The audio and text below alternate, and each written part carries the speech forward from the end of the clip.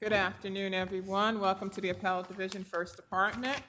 We have oral arguments for today, September 3rd. Before I call the calendar, I would like to acknowledge Justice Shlomo Hagler, who was recently appointed to this court.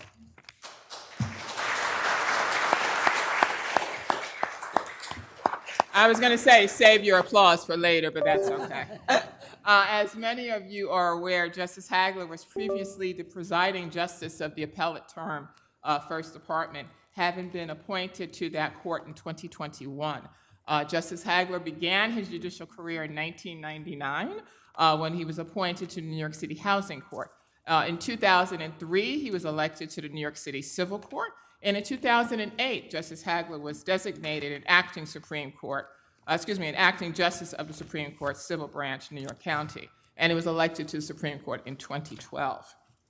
Justice Hagler earned his undergraduate degree from Yeshiva University in 1988 and his JD from the CUNY Law School in 1991. He began his legal career as an associate at Bartlett, and Ziegler PC before serving as a court attorney to our own Honorable Martin Schulman.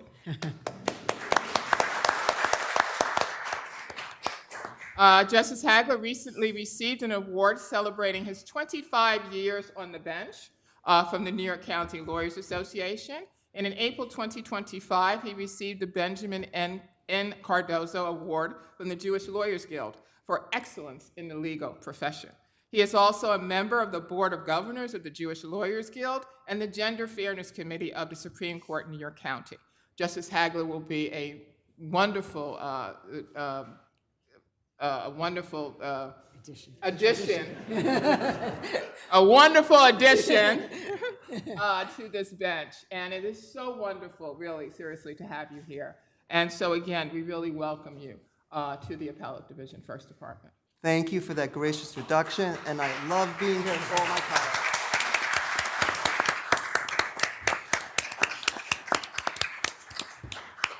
So I will now call the calendar. So you are hopefully familiar with our rules here in the First Department. Please only ask for the time that you actually need in order to get out the salient points of your arguments. I can assure you that we are fully familiar with your arguments. We've read the briefs. In fact, we have spent the entire summer poring over your briefs. Trust me. So we know what those arguments are. Again, only ask for the time that you actually need in order to get out those salient points. People v. Richard Johnson.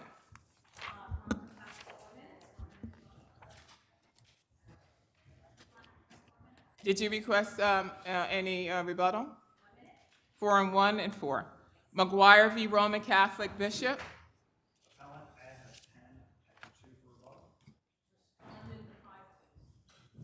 6, 2, and 5. CD Children is submitted. People v. Raphael Fontinez. 4, 2, 4. People v. Jeremiah Rivera. That matter is submitted. New York Taxi Workers versus New York City Taxi.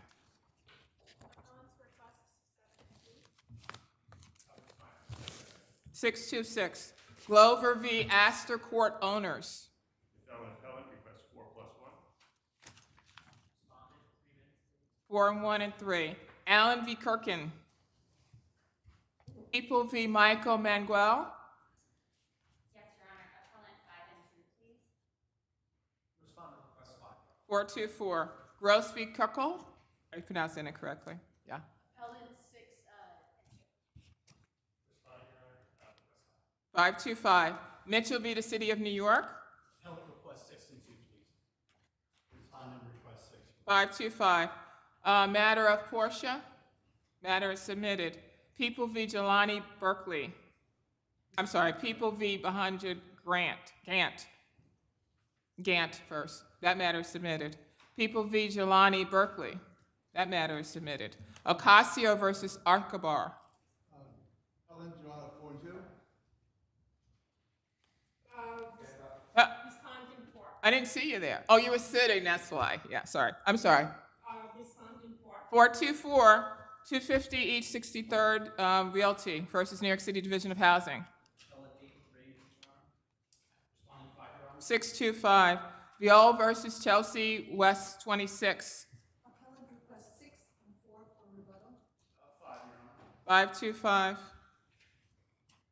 People v. William Prietto. Appellant requests 8 and 2, Your Honor.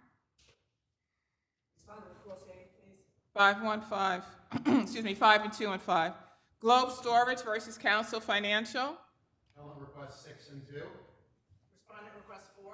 524. People v. William Blackman. That matter is submitted. DeLuca v. DeLuca. Someone was running late. Respondent was running late? No, but DeLuca responds when I'm late. Right, this is DeLuca. Who are you? I'm sorry. And you're requesting? Okay, so the, I guess the respondent is running late. So, okay. So 5 for you, and we'll figure it out when your adversary or your friend arrives. Second, DeLuca v. DeLuca is submitted. McMillan v. Outlook Safety is submitted. First case for argument is People v. Richard Johnson.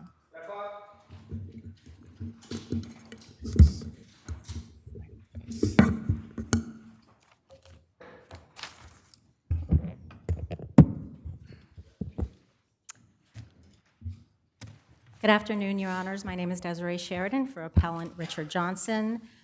In this particular case, Mr. Johnson should have been permitted to participate in the diversion program.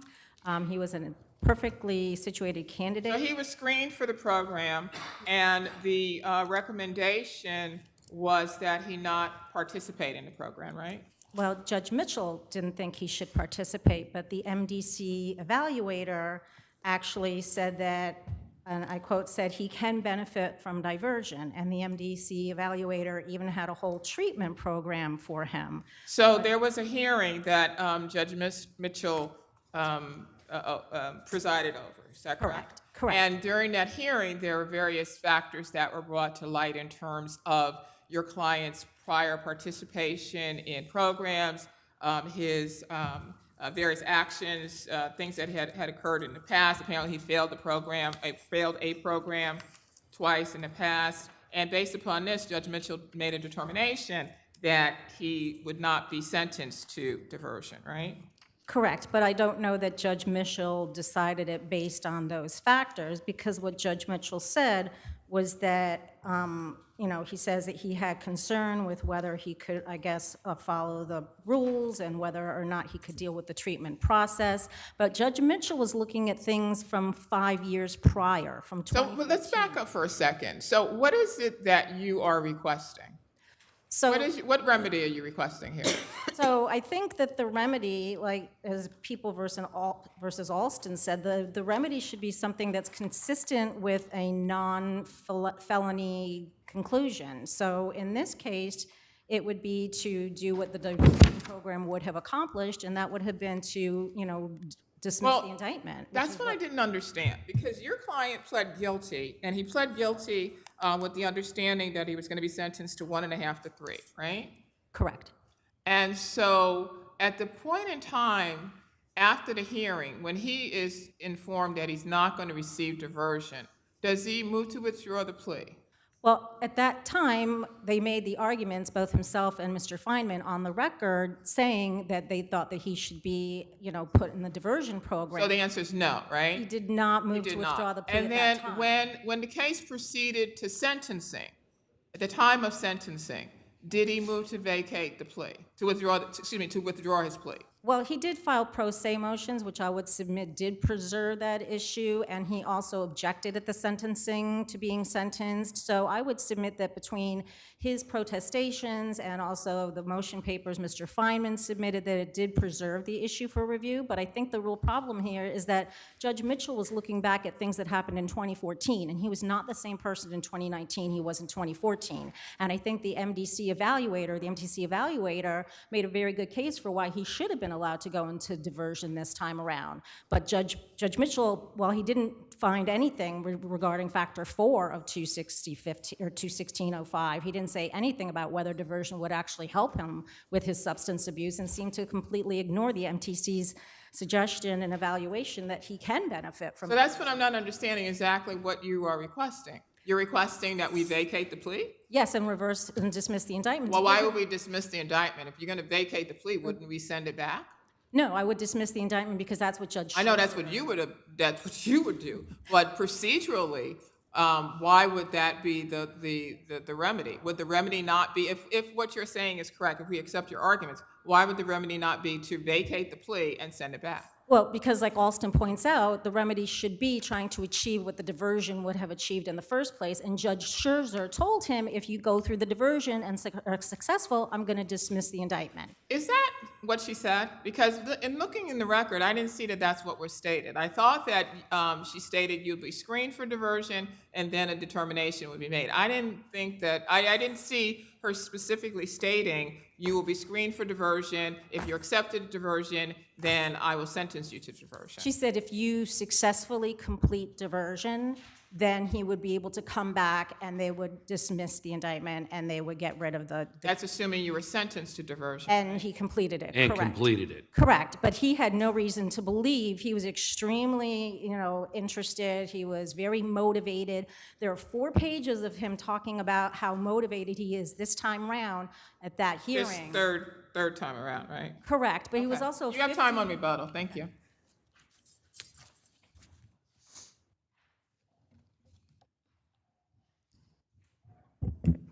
Good afternoon. May it please the court, Margaret Crookston for the people. So is this preserved?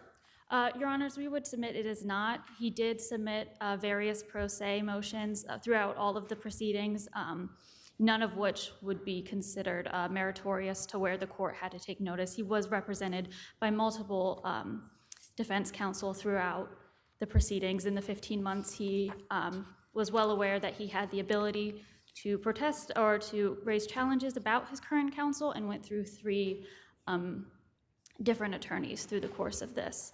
Was there ever a clear promise by the court that the defendant would in fact be sentenced to diversion? No, and I think the court, I would say at least half a dozen times, reiterated that there was no guarantee, and even at one point she said, I'm sending you to be screened for diversion, but the drug court can find you ineligible because of your attitude, your history, or whatever, and then you will be sentenced to the promised sentence of 1.5 to 3 years. So repeatedly, he even said, I want to take that chance. I want to take that chance to be screened for diversion. But there was no The plea promise. court said, if you are accepted, I think that's the key verb, so if you're accepted, Yes. who's the arbiter of whether the defendant was accepted into the program? Was it Judge Mitchell or was it the evaluator? So that final determination is left to the drug court, and I think it's very clear from the statute that they do give the drug court a good amount of latitude and discretion because of their understanding that that is a judge that is in the drug court. He's embedded in the system. He understands how it works. He's familiar with the statute, and I think they wisely decided to allow that judge to have that determination. Yeah, so when you refer to the drug court, you're talking about Judge Mitchell. Judge Mitchell, yes. But is he not bound, though, by certain factors in making a determination as to whether someone should be accepted for diversion or not? Yes, and the statute did lay out 5 factors that they directed the court to consider and make findings of, and here I would argue the court did that. Obviously, he didn't state on the record the first factor, which is that it's an eligible offense, and I think that's pretty reasonable considering that this hearing is not happening in a vacuum. He's read the files. They know that if he's there, they've already kind of done the initial screening if it's an eligible offense. But what the legislator didn't do, and I think is important here, is that they didn't kind of tie the court to how they must weigh those factors.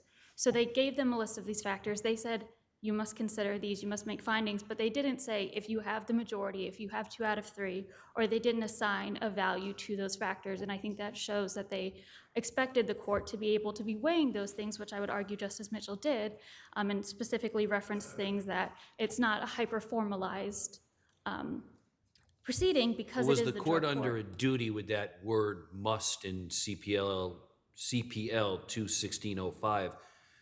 Was the court under a duty to expressly address each of those factors? Whatever weight the judge chooses to give, that's for him or her, but did there have to be an express acknowledgement of those factors by the judge to comply with the statute? I would think no, and I think that is just the practical implication of the statute is where it's, and I think we use the word a cascade, but it is, the factors are more of a yes, if yes, then, is the way they're formatted, because I think, as we noted, it would be kind of inefficient for the court to have to say, well, this defendant isn't even eligible. This isn't even an offense that makes him eligible for diversion, but then the court would still have to go through and say, well, does he have a substance abuse problem? Can it be addressed by diversion? And I think that would be not what the legislature would intend because of the fact that practically wouldn't make sense to go through all those factors when there's a really clear indication that that the person is not eligible. Do you agree with your friend that if we were to agree with the defendant's position that the remedy would be to vacate and dismiss the indictment? No, Your Honor, and I think the purpose of diversion is not that someone doesn't have the conviction. I think the purpose of diversion is very clear. It's that they can have their substance abuse issues addressed. And I think the full quote from Alston is that diversion is one of the purposes to avoid a felony conviction is one of the purposes of diversion when appropriate. It's not appropriate in every situation. It's not a guaranteed outcome. It is the benefit to diversion, and I don't think that you should be able to strip the benefit from the process and the purpose of diversion. Thank you. Thank you. So just briefly addressing the must language in the statute, I do believe that that is an imposition on the court that they have to come up with, or they have to have considered all of those factors, and here it does not appear that the court did consider factor 4, which is the impact of diversion for this particular defendant. And addressing the remedy issue, I think that the purpose of the remedy, or the remedy, is supposed to be something that's consistent with judicial diversion, and it's supposed to achieve a disposition other than a felony conviction. And in fact, what Judge Scherzer told him was, I'm promising you the following in exchange for a guilty plea. I will adjourn this case, and she goes on to say, if at the end you are successful, this indictment will actually be dismissed completely. So that is what she promised him at the plea. Had he been admitted into diversion and successfully completed it, which there's no reason to believe he wouldn't have, then the indictment would have been dismissed. Well, that promise was obviously only if he was accepted for a diversion program, he went into the program and he successfully completed it. So that was a lot of steps down the line. That was not what happened in this case. Correct, but to get over that first hurdle of getting into the program, Judge Mitchell denied him that opportunity, and I submit that he denied it, erroneously, because he had all of the earmarks for somebody who should have been into the program. And again, at that hearing, he went on for 3 pages of how motivated he was to, be in this program, complete the program. And in fact, his defense counsel points out that he could have walked out. He had been in, he could have walked out with nothing, in like a month or something, but was willing to, in effect, have a longer sentence just because he really desperately wanted this treatment this time around.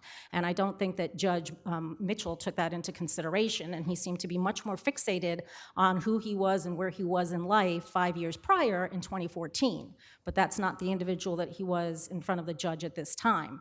And again, I think that if the judge had gone through all of those factors in 215, he would have considered factor 4, which it doesn't seem as though he did.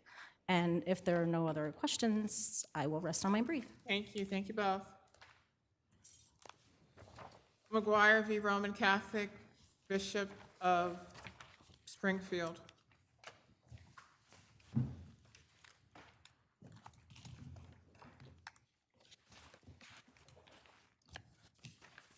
Yes, whenever you're ready. Good afternoon, Your Honors. Jeffrey Gasparo, Feinberg, and Gasparo for the Roman Catholic Bishop of Springfield. Just in terms of naming convention, my client's title, as it's named in the caption, is the corporate name for the Roman Catholic Diocese of Springfield, Massachusetts. So that's the entity involved here. Oh, sure. This is a CVA case where a plaintiff is alleging that 2 Massachusetts priests traveled with him when he was in high school age. So, we are familiar with the facts, and I don't want to step on my justice presiding's toes, but she was on that last case, and doesn't that case the PC-16 Doe case, which was recently decided here by our court. And really, how do you get around the facts of that case? They seem very, very similar to the facts in this case. So I think it's very factually distinguishable, but one point I want to make is that plaintiff waived any argument that there was personal jurisdiction under CPLR 302A1. When defendant moved to dismiss on personal jurisdiction, in opposition, plaintiff identified 2 grounds for personal jurisdiction. A2, which is commits a tort inside New York State. A3, which is commits a tort outside New York State that causes one in the state, typically in products liability cases. The court directed on that A3 prong, the court directed jurisdictional discovery, and the parties went through discovery on whether or not there was sufficient business activity between the defendant and New York to satisfy that prong. At the completion of jurisdictional discovery, defendant renewed the motion, and plaintiff says all of a sudden, you know what, we want to raise a new ground, A1. And plaintiff makes an argument in their brief, you know, it's sort of logically, shouldn't plaintiff be able to raise this new argument later? But there was no new facts gathered during jurisdictional discovery that would have enlightened the plaintiff to raise that prong.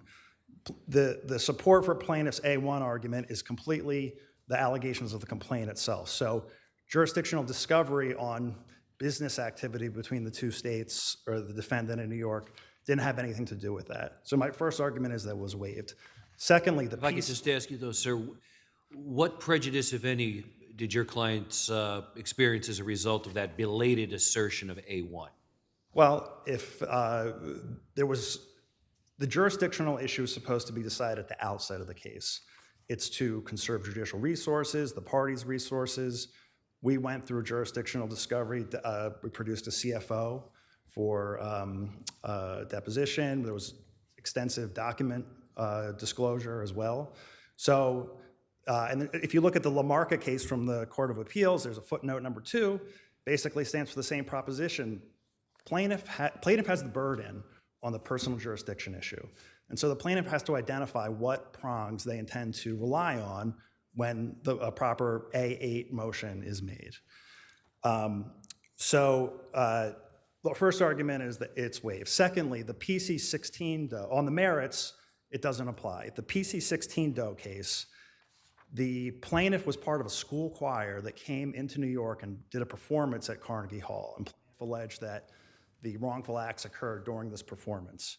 To qualify under A1, the statute requires that the defendant transacts business within the state or contracts anywhere to supply goods or services in the state. In that case, you have a performance at Carnegie Hall is the ultimate service or performance or contractual instantiation in New York State. But here, the plaintiff alleges that he was brought to New York on numerous occasions in pursuit of or in furtherance of his seeking a vocation as a priest, and that he came to New York on those various occasions in order for, I guess, theological services, seminars, etc. So why is that not the same as PC-16? The Court of Appeals said it was Fishbarg, and I think it said in other cases as well, that a defendant subjects itself to A1 jurisdiction when it engages in purposeful activity which avails itself of the privilege of conducting activities in the forum state. And I think that what the plaintiff actually says in his affidavit, I would point you to page 151 of the record, is they visited St. Patrick's Cathedral in New York. They also visited a cathedral in Albany. And these were sort of just visits into New York, almost in a tourist nature. They don't say that there was any business conducted. It almost waters down the A1 test to where just mere presence in New York State would qualify as the purposeful activity. If you come into the state and you buy gas or a bag of chips, all of a sudden you got a transaction. At what point do we say that there's no transaction that's taken place? And I think the PC-16 Doe, clearly a transaction took place, a performance at Carnegie Hall.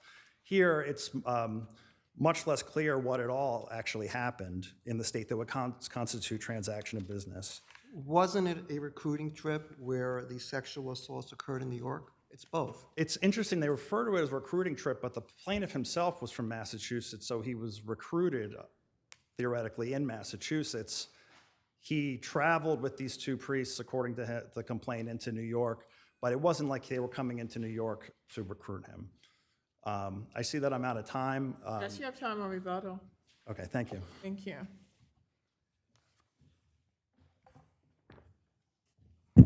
May it please the court, good afternoon. I'm Annette Hasapides, appearing for the plaintiff in this case. So, Ms. Casapitas, was it only visiting St. Patrick's and somewhere else in Albany? Was that it?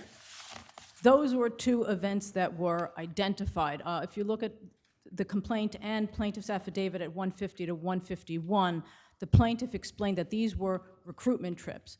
He indicated that at the direction of Weldon, the other two priests told him it was important that he accompany them on the recruiting trips, during which time they wore their priestly garb because I had the calling and vocation to join the priesthood, and that these recruiting trips would provide me with opportunities to have experience that as a potential future member of the diocese priesthood would benefit me greatly. So I submit that that's transacting business in New York. It was purposeful activity. It need be only one time, but here he identified multiple times, and that the assault occurred during those trips. This was not tangential to the travel into New York, and therefore this case is on all fours with PC DO 16. It was not waived, however. Right, that was going to be my next question. Right, this was a renewed motion to dismiss. Initially, it was denied with leave to renew upon the completion of jurisdictional discovery. There is not a single case that holds that on a renewed motion to dismiss, the opponent of the motion is precluded from raising a new legal argument. If this was a motion to renew under 2221, the movant on that motion can raise new evidence that was not available at the time of the underlying motion, but for the exercise, with the exercise of due diligence. That isn't even the case here. This wasn't even a motion to re-argue, where the movant, again, would be limited to the issues that were raised on the underlying motion. And here we're dealing with plaintiff as the opponent of a motion that doesn't even fall within the scope of 2221. I would further point out that the basis for moving under opposing under 302A1 was this court's recent authority of PC DO 16. So it's a question of law, and it would be an exception to a preservation doctrine. It's to the preservation doctrine, even if you got that far. But I submit to you that under the facts of this case, this was not a waived argument. What about your friend's point that jurisdictional discovery had been undertaken that was geared towards the other provisions of 302, but not this provision? That actually worked out to the defendant's benefit. It's kind of ironic that they're complaining about it, because on this appeal, we have not argued that jurisdiction under 302A3 was proper based upon that jurisdictional discovery. So I don't see how that is a harm to the defendant or is in any way relevant to plaintiff's right to raise an argument based upon a new case from this court that occurred during the interceding time period. I would like to jump very briefly to the charitable immunity defense. Right. Under the path of least resistance, as it were, I would point out that if Massachusetts law applied, assuming you get through Neumeier, and Massachusetts law applied, that the charitable immunity doctrine would not apply, the defense would not apply here. Quoting well, it was in effect at the time of the incident, although it was in effect at the, yes, but it was abolished or whatever. A few years later, in 1971, Your Honor. So how would Massachusetts have any interest in, doing something sort of in conjunction with a law that they had abolished 50 years before? Well, it wouldn't, Your Honor. Quoting from Doe versus R.C. Bishop of Springfield, and which pertained to Bishop Weldon's activities, the court, and it's page 32 of my brief, the court held the abuse allegedly carried out by Weldon and other church leaders was not and could not be related in any way to the charitable mission. And that's why the court held that only the negligent hiring claim was subject to the immunity defense. In that case, and if you look at pages 173 to 174 of the record, that is the complaint in the Doe the Doe versus R.C. Bishop of Springfield, there was a negligent infliction of emotional distress claim. And the allegations there are really on all fours with the negligence claim that was raised in this case. The Doe versus R.C. Bishop case, the complaint there did not raise a negligence claim, so the defendant really doesn't have a basis for arguing that the negligence claim put forth by plaintiff in this case, and that is the negligence from the breach of the church's duty to keep the plaintiff safe, not to supervise the priest, because we know that that's within the scope of the defense, but to keep the plaintiff safe, and that breach of the duty caused plaintiff harm. Alternatively, it would fall within the scope of negligent infliction of emotional distress. I see I'm out of my time. Thank you. Thank you. Your Honor, counsel referred to the Doe v. R.C. Bishop case. Case involving my client went to the Supreme Court of Massachusetts. It's a 2022 case. The Supreme Court of Massachusetts said that negligent hiring claims that predate 1971 are, in fact, barred by the Massachusetts doctrine of charitable immunity. What plaintiff is saying is, well, even if our negligent hiring and supervision claim was dismissed, there's something left here. And they point to a negligence cause of action in that case that survived the Supreme Court's ruling.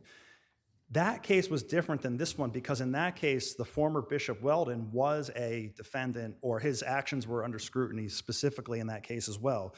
I refer you to page 174 of the record. That's the portion of the complaint that discusses that cause of action related directly to Weldon's personal conduct, not his conduct in supervising subordinates, and page 163 of the record that talks about the allegations that pertain to him personally.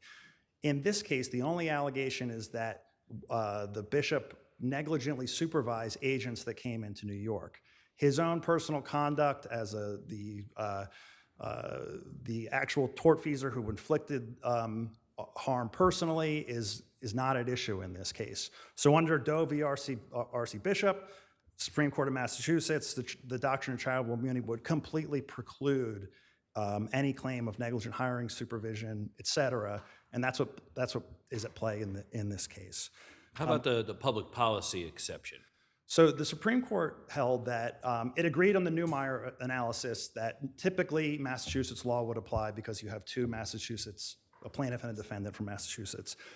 The Supreme Court said the public policy involved in the CVA is the expression of New York's public policy and sort of it constitutes the override.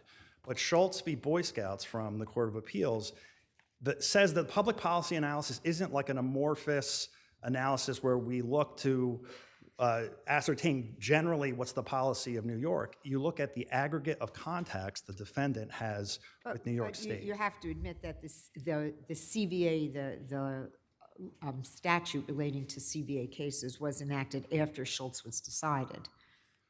Correct, but Schultz says that the public policy analysis is an aggregation of contacts analysis. It's not an analysis generally of public policy in New York. Thank you. Thank you. Excuse me, thank you both. People v. Fontinez.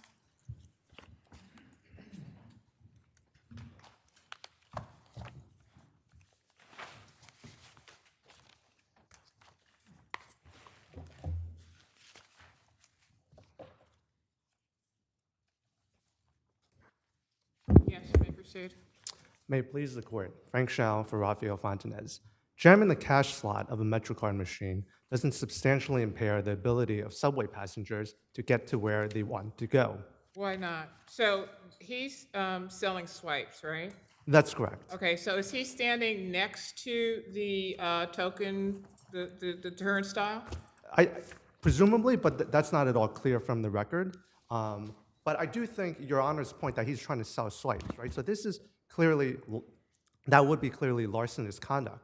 And that's precisely what second-degree tampering is supposed to cover. He pled to attempted in the first. That's correct, Your Honor. But our whole point is that his conduct doesn't rise to attempted or completed first-degree tampering.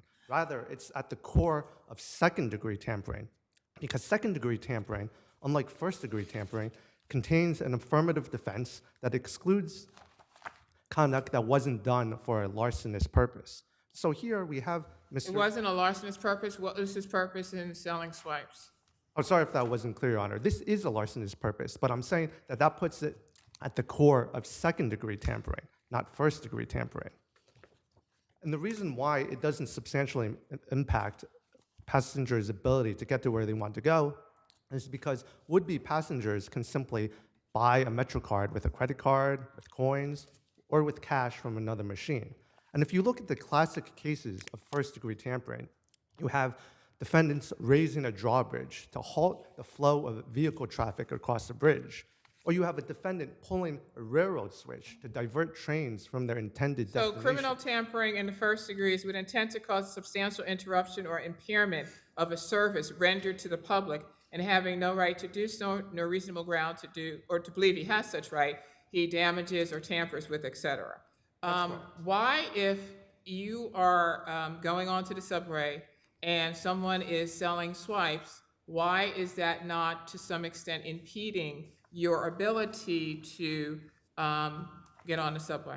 Yeah, because you can just purchase a ticket from another machine or station attendant, or ultimately you could even purchase it from the seller himself. And But is this not to some extent impeding? I mean, again, I don't know factually where he's standing. I don't know if he's at the top of the stairs selling swipes. Whenever I've been on the subway and they're selling swipes, they're normally doing it right by the turnstile. So I'm not really sure in terms of his positioning, but factually it would appear that he was doing so to the extent that it impeded individuals' abilities to go into the system. Well, I think the lack of a factual record only helps our position and hurts respondents. But the point is that this Oh, I see, wait. And in which he jammed objects into the cash slot of a MetroCard vending machine, rendering it unable to sell MetroCards for cash. right, So but why is that not tampering? because a passenger can buy it from another machine. And so if there's a huge line now because there's only 2 machines, and because he's jammed one machine, I have to wait 10 minutes and another machine. Is that not tampering? Is that not impeding the ability of, interrupting a service to the public?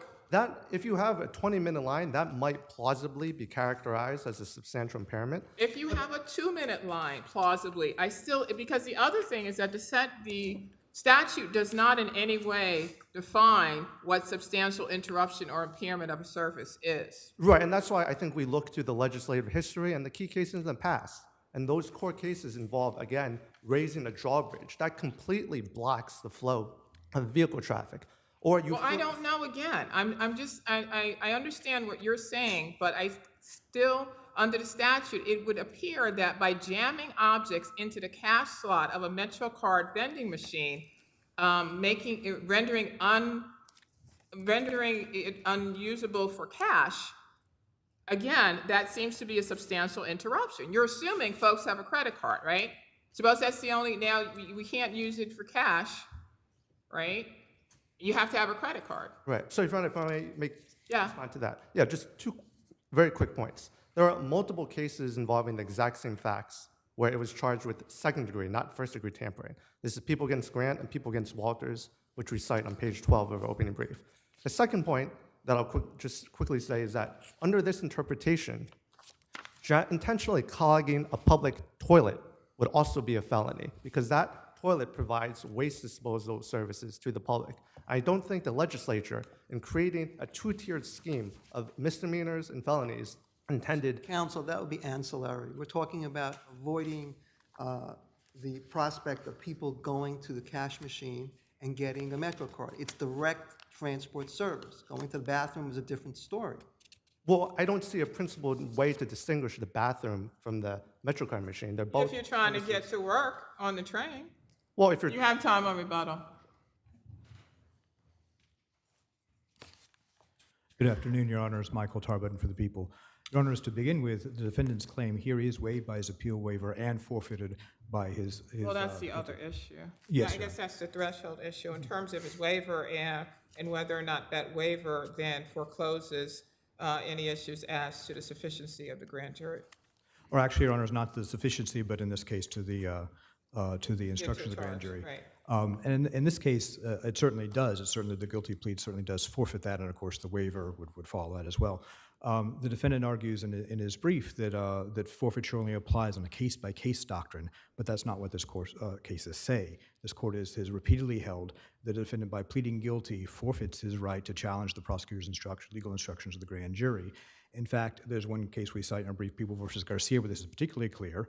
The court said, by pleading guilty, defendant waived his right to challenge the legal instructions of the grand jury, period, full stop. There's no discussion of a case-by-case analysis, and in fact, the court there didn't even rule on the merits of the claim in the alternative. It found a waiver, and that disposed of the case, forfeiture rather.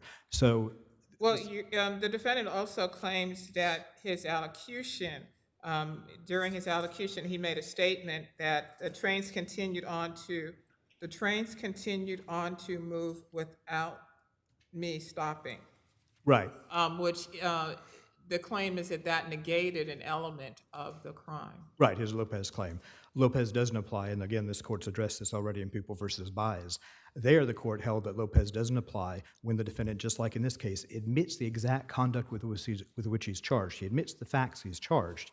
Then in that case, Lopez doesn't apply when the defendant simply says, well, those facts actually are exculpatory under my particular view of the statute, or my statutory construction claim.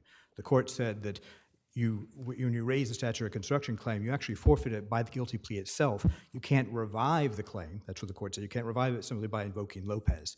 And that makes sense, Your Honors. The rationale in Lopez is that when a defendant, in the very act of trying to admit his guilt in the plea allocution, actually says something exculpatory, maybe he doesn't know he has a defense. Maybe he doesn't know what he's doing. The defendant here knew that the train still running wasn't a defense because he litigated that in his pro se motions before and he lost. And he decided rather than litigate it further to plead guilty instead. So when he says the trains were still running without me, that's not an unawareness of a potential defense. He's complaining that it's not a defense. So there's nothing here, no unawareness that the plea court should inquire into, and therefore Lopez doesn't apply. So his claim as to voluntariness is unpreserved because the Lopez exception doesn't apply. So this is, the grand jury claim is forfeited and waived. It's also not even getting to the merits of the statutory construction claim yet. It's also meritless because even if that construction was colorable, the prosecutor still wasn't required to go beyond the statute in charging the grand jury. That's clear from People v. Cowbud, where in that case the Court of Appeals held that yes, at trial, the statutory language wouldn't be enough. The judge would have to charge the jury, it'd be error not to charge the jury on this expanded definition of obscenity that had been imposed by case law. But even so, the prosecutor didn't need to charge that expanded definition in the grand jury. He could simply read the statute. So the defendant's claim here that the prosecutor had to expand on the meaning of substantial impairment beyond the language of the statute, even if he were right about statutory construction, he still loses on the merits in the grand jury legal instruction claim. And then, of course, he's simply wrong on the construction of the statute. This court already held in People v. Greenman that jamming the cash slot in a MetroCard machine can constitute criminal tampering in the first degree, and that's what occurred here. As to the substantial nature, whether people easily could circumvent that impairment or not, that's addressed in the grand jury minutes. In the grand jury evidence, there's more evidence there than in the felony complaint. So the evidence there, I think, addresses shows that the impairment here was substantial and therefore qualified for the statute. Thank you. Thank you.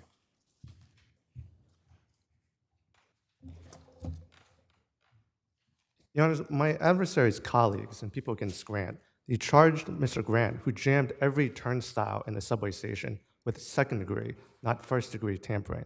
And so I don't think my adversary can plausibly say that our interpretation isn't a possible one, given that his colleagues adopted it.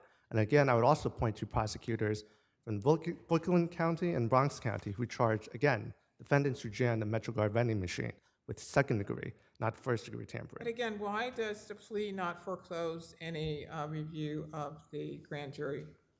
Yeah, so I want to focus on the Lopez claim, which is that his statement during the plea that the trains continued to move, that was enough to cast significant doubt about his guilt. And that's all that's required to establish, to trigger the duty of the trial court to inquire further. Mr. Fontinez's statement that the trains continued to move, it didn't have to definitively, with 100% certainty, establish his innocence. That's not what's required. And indeed, in Lopez, when the defendant said, when he allocated to manslaughter, that he feared for his life, that didn't, with 100% certainty, establish a justification defense, but it was enough to raise the possibility of a justification defense. So what element are we referring to when he says that the trains continue to move? Yeah, the element would be, I would focus on the requirement that the impairment be substantial, not some minor or inconveniencing conduct. That's the element that I think his statement that the train... Substantial interruption or impairment. Substantial, yeah, the word substantial. That's the part that we're saying is... It's substantial interruption or impairment. That's right, yeah. So we're saying that... So you're reading that as a substantial impairment as well? Yeah, substantial modifies, we would say, both the interruption or impairment. That's correct. And we're saying that the key word that's called into question is the word substantial. If you took the word substantial out of the statute, you would get basically second-degree tampering. And so that's the part that we're saying his statement called into question. And that's why the trial court should have inquired further and why the plea here should be vacated. Thank you. Thank you. NY Taxi Workers v. New York City Taxi.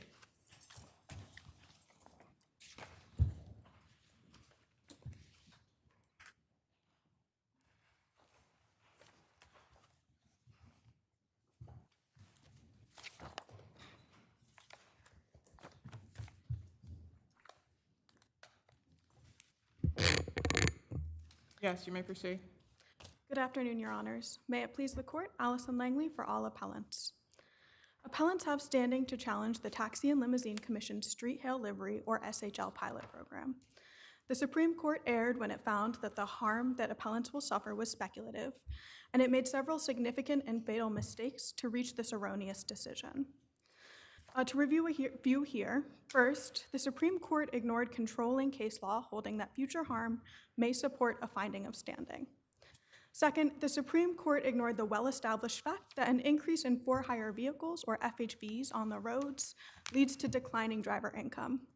The Supreme Court also misunderstood or mischaracterized several other key facts that go directly to the harm that appellants will suffer here. Was it a competitive harm? Our position, Your Honor, is that it was not competitive injury, as the history in the industry indicates that new drivers will be harmed in the same manner as existing drivers. So prior to the passage of Ad Code 19550 and the high-volume driver pay rules, there was a study that showed that 85% of Uber drivers made less than the equivalent of minimum wage. And even that was true even though it was Uber that was driving the addition of all of these new vehicles that created oversaturation. So in that case, the new drivers also suffered that harm of not making the equivalent of minimum wage.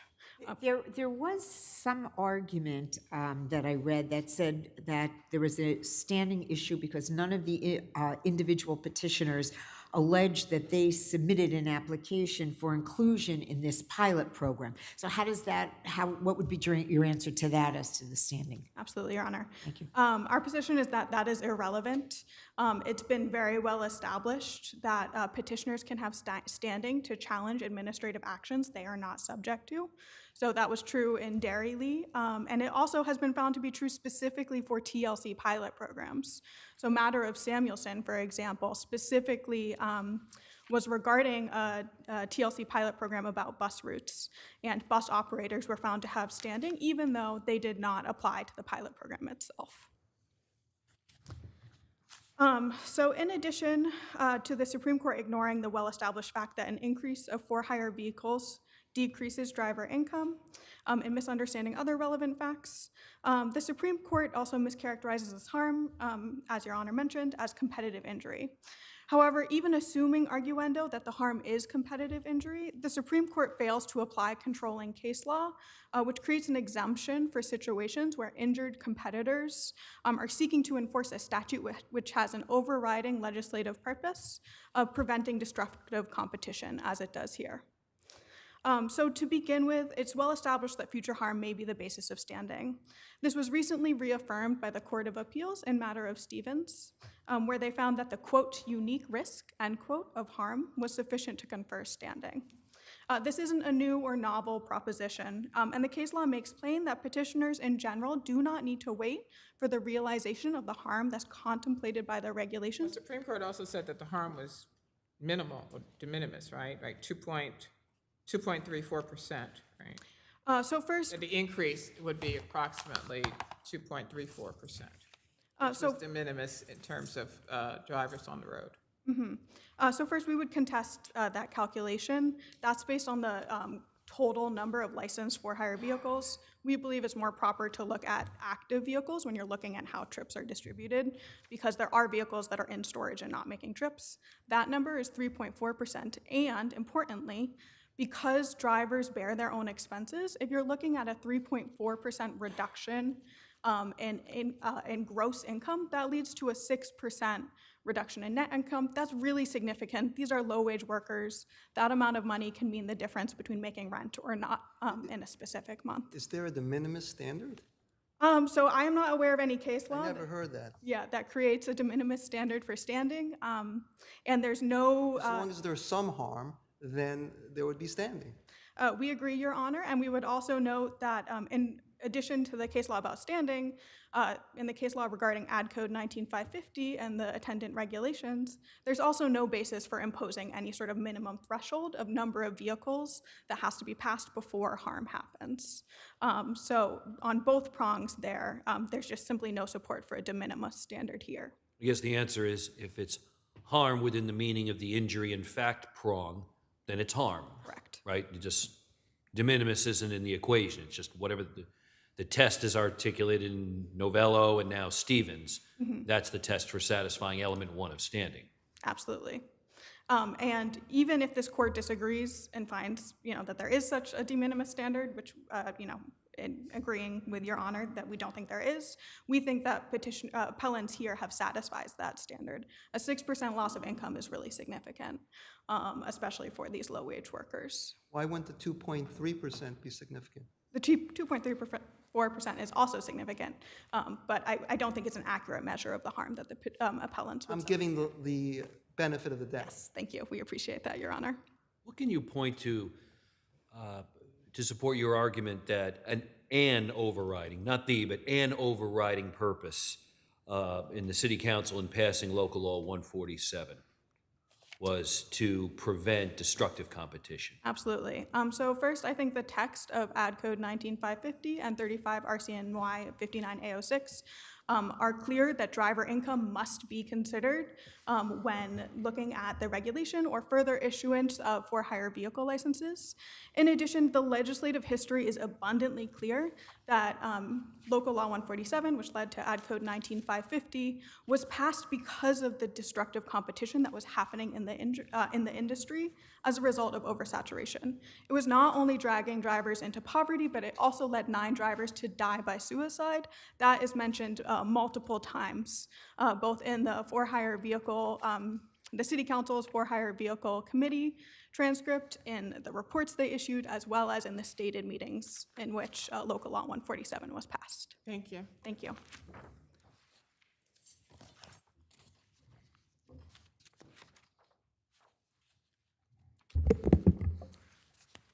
May it please the court, Jameson Davies for the respondents. This court should affirm Supreme Court's decision granting respondents' motion to dismiss because petitioners failed to carry their burden of proving they have standing to challenge the TLC's pilot program. First, at the threshold, petitioners press a claim based on competitive injury, which this court and the Court of Appeals have long held insufficient to support standing.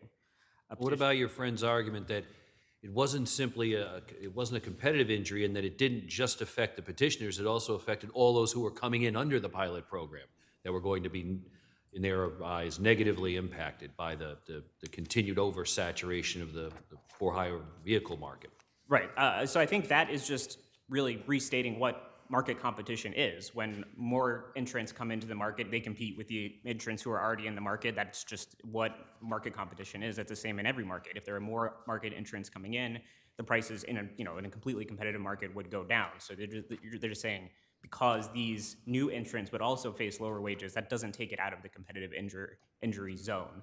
And I do think that's the cleanest way to resolve this case. If you look at the case law, the only case in which any court that anyone has cited here has found that the statute has an overriding purpose to prevent destructive competition is the milk law at issue in Realy. There's no other cases that they cite, no other cases that we find that have expanded this competitive injury exception at all. So I think it's clear that where there is a competitive injury, you just can't bring an Article 78 case based on the increase in competition. Unless I would submit that it's unless that it is related to the milk statute that was issued in the Court of Appeals, but taking it a little bit more broadly, unless the statute has an overriding purpose of eliminating destructive And competition. how about the City Council's Vehicle for Hire Subcommittee's 2018 report, where the subcommittee seemed to really give primary attention to the deleterious effects to drivers' income and well-being as a result of the oversaturation? Sure, I think that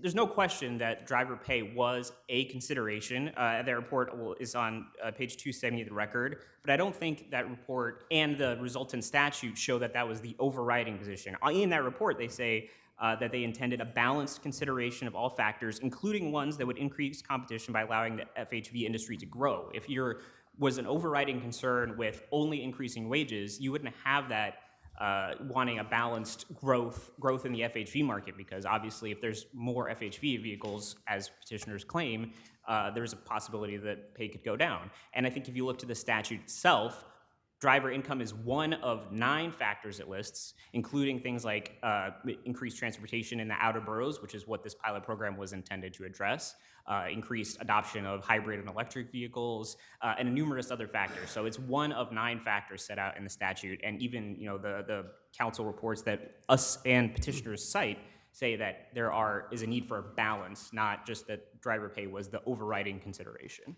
Didn't matter if Stevens liberalized the standard so that more people can come before the court? 2 points on that, Your Honor. One, it doesn't have anything to do with this competitive standing argument. I don't think it... I agree with that. Yeah. Secondly, I think there's a conflation of future harm and speculative or conjectural harm here. We're saying that their harm is speculative or conjectural, that they haven't brought forth sufficient allegations to bear their burden of proving that the harm is not speculative, not conjectural. There's no dispute that... Why isn't 2.34% sufficient?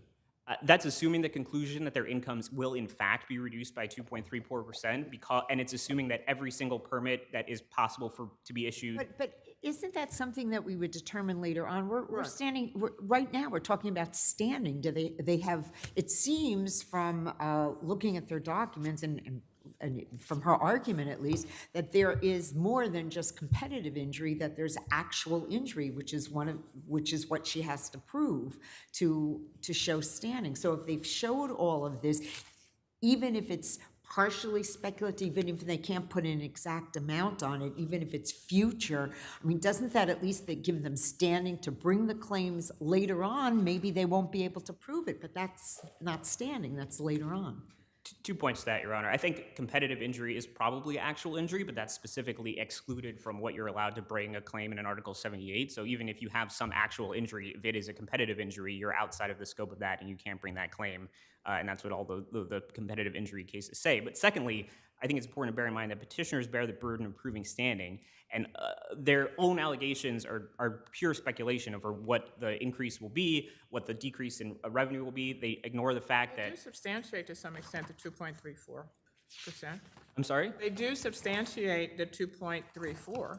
They substantiate that is the number of vehicles that could be licensed under this program. But that doesn't substantiate that all of those licenses will be issued. That doesn't substantiate that the issuance of those licenses will necessarily cause the harms. I understand that, but again, why is that not sufficient to get over this hurdle of standing? I think it's just too speculative at this juncture because there are so many other factors at play, as the court found. They haven't provided any non-speculative basis. And I think it's also important to note that in the 2+ years this case has been pending, they haven't amended the petition to include any allegations. TLC puts out tons of data showing different rates of driver pay. They haven't made any argument or generated anything to suggest that the driver pay has actually decreased as a result of this pilot program. I mean, the Supreme Court dismissed the case, right? So I mean, I don't know how they could amend the petition. Well, I maybe not amend the petition, but they reference TLC's data in their brief on appeal. They haven't made any argument that the data shows, in the interim that there have been any decrease in pay. But I think the simplest and cleanest way to dispose of this case is on competitive standing. The exception is extremely limited just to the milk producers as far as we can tell. Thank you.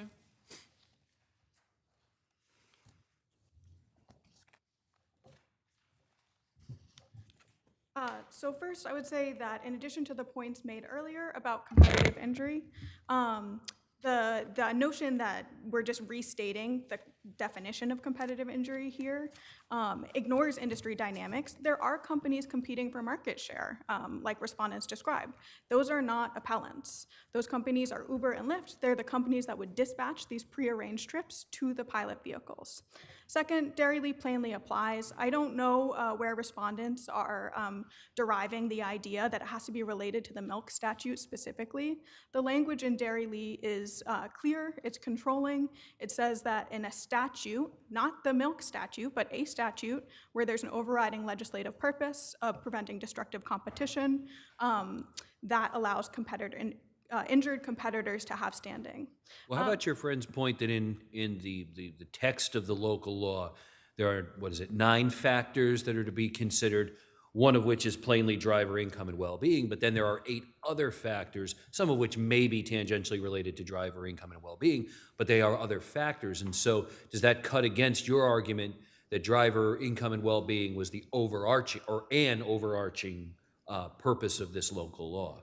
Well, first, I think the legislative history indicates that it was an overarching purpose, but regardless, the statute in Realy also has other factors in it. It includes several different reasons that the milk commissioner can deny a license. And in the clause about destructive competition in particular, it says that the issuance of the license will be denied if it tends to a destructive competition in a market already adequately served. So that's the exact same sort of balancing that is occurring in Ad Code 19550, where you're looking at factors in addition to driver income. You're also looking at service in the exact same way. So I don't think that is a barrier here for appellants. Thank you both. Glover v. Aster Court owners. Court.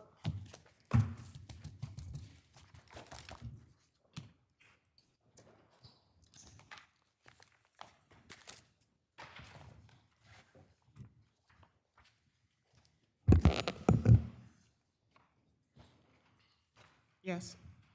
May it please the court. Good afternoon. Ira Goldstein with Morris, Duffy, Alonzo, Faley, and Pitcoff for the defendant's appellants. Your honors, it is respectfully requested that this case should have been dismissed below. This case is made out of whole cloth. Plaintiff's claims are absolutely incredible as a matter of law. Why? Well, first and foremost, there are 2 key pieces of documentary evidence. The first one, which was created by plaintiff himself, was the FedEx electronic delivery records, which irrefutably prove that plaintiff was there one time that day, made one delivery. That delivery occurred at 2:04 p.m., and it was signed by a doorman, Mr. Maxera, who also swore under oath that he accepted that delivery. So plaintiff never went past the doorman, let alone up to the 2nd floor where he claimed. Excuse me, plaintiff claims that he did. I'm sorry? Plaintiff claims that he did. He claims that he went up to the 2nd floor and that he claims that when he came into the lobby, there was no one there, that the lobby was absolutely empty, that he goes up the stairs. He claims that he goes to, I believe, the 2nd floor. He knocks on the door, what have you. A female opens the door, and the female accepts the package. And he goes back down the stairs, and that's when he falls. That's precisely what And he then testified. 2 unknown residents of the building assist him. He goes outside, and then he reports it, I think, 3 or 4 days later. That's what he said, but it's So provably that's what we false. have. So what do you have to show? Well, his own delivery records, he got there, his own Palm Pilot, the doorman signed for it at the door, which the doorman confirmed, Mr. Maxera. This was created by plaintiff himself. The building's Plaintiff records. doesn't say that Maxera signed for it. Plaintiff says that the resident in the 2nd floor apartment signed for it. Oh, that's provably false because the FedEx's own records that plaintiff created said that Mr. Maxera signed for it. And the building's records confirm that as well. The building link system shows at that time at 2:04, but putting all that aside, after this supposed accident occurred, he said he went outside to his truck to call a supervisor to report the accident. However, the supervisor said, he did call me on the date of accident, December 19th. He told me on December 23rd, he told me he fell on ice.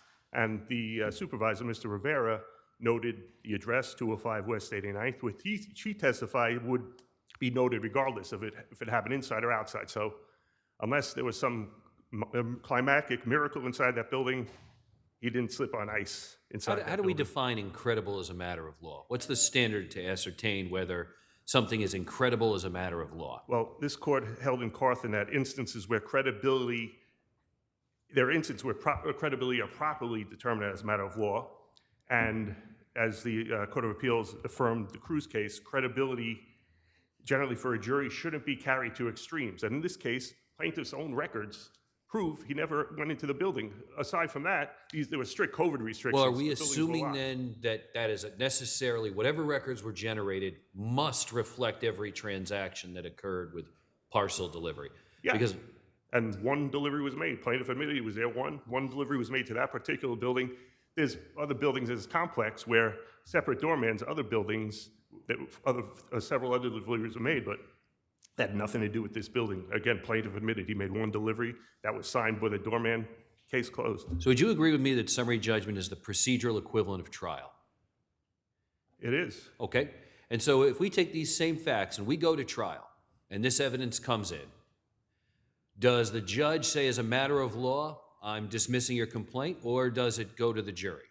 We don't get to the jury. We shouldn't even get past here. Well, I realize we're not, let's assume the defendants weren't as well counseled as you and they failed to make the summary judgment motion, and now they're compelled to try the case. All this evidence comes in, and you stand up and say, Judge, I move for a trial order of dismissal.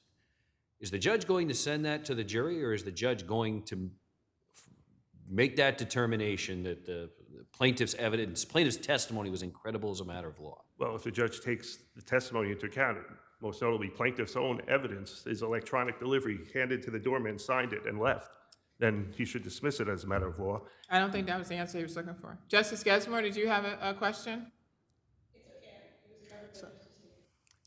Yes, Justice Hagler? I have a question. Isn't there a disconnect between the delivery of the package and the actual uncontroverted statement of the plaintiff that he slipped on the stairway? Why can't one thing be inaccurate and the other one be true? Let's assume you're correct.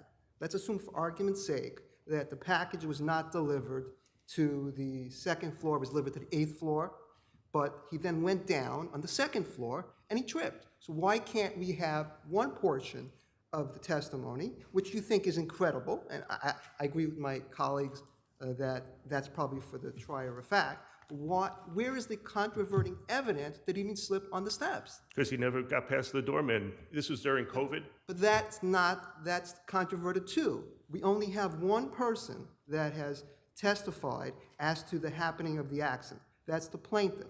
The plaintiff only testified that he slipped.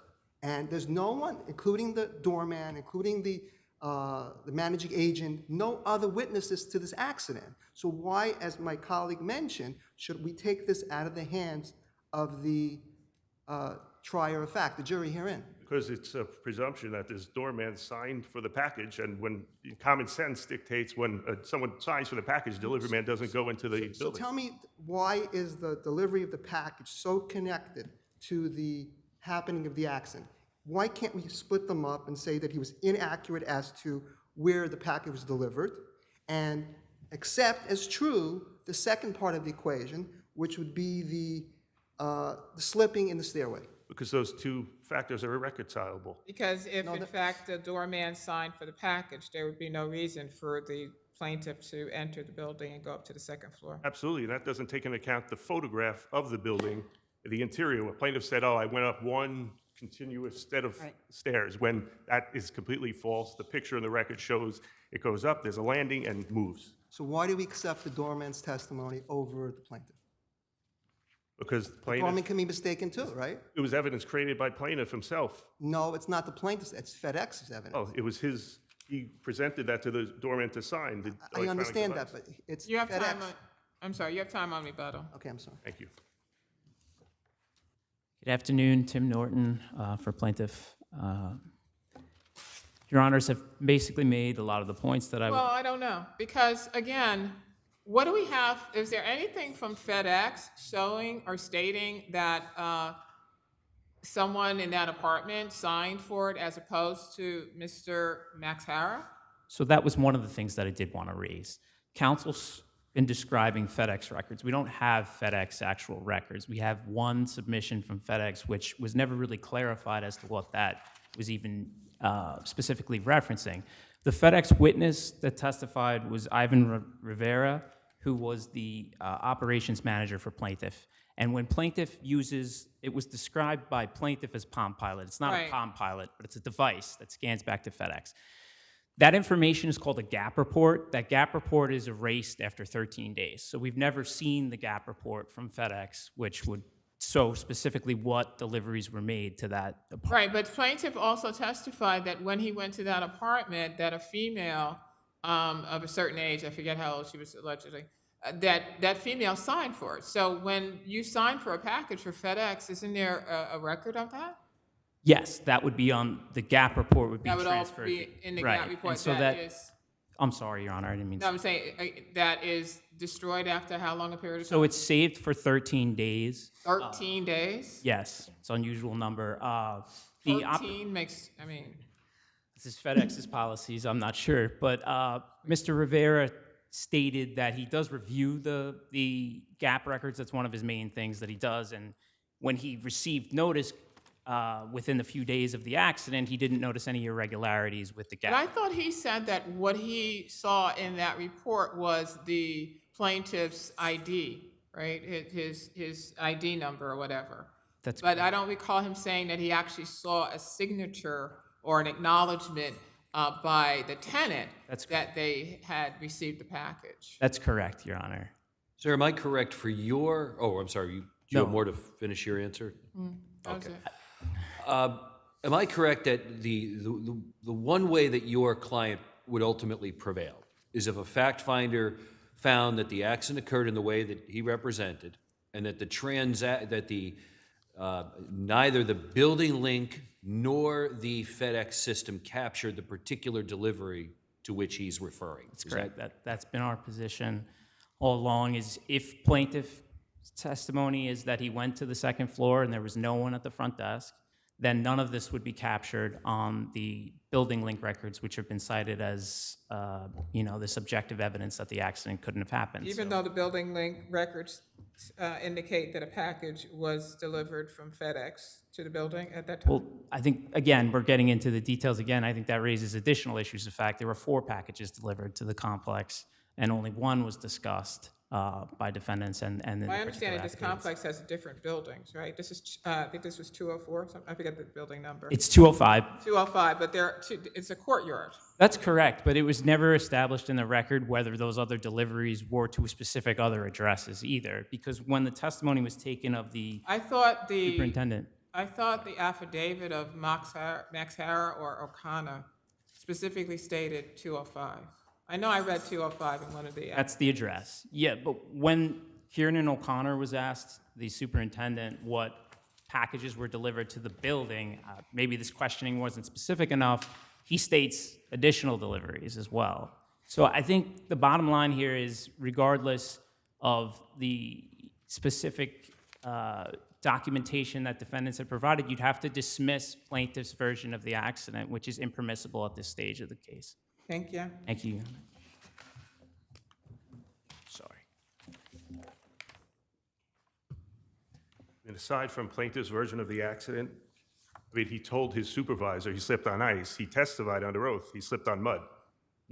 They couldn't be any dissimilar. Secondly, with respect to the different buildings, again, plaintiff admitted only 1 delivery to 205. Yeah, there was a second floor delivery, but a completely different building to 2L. And as far as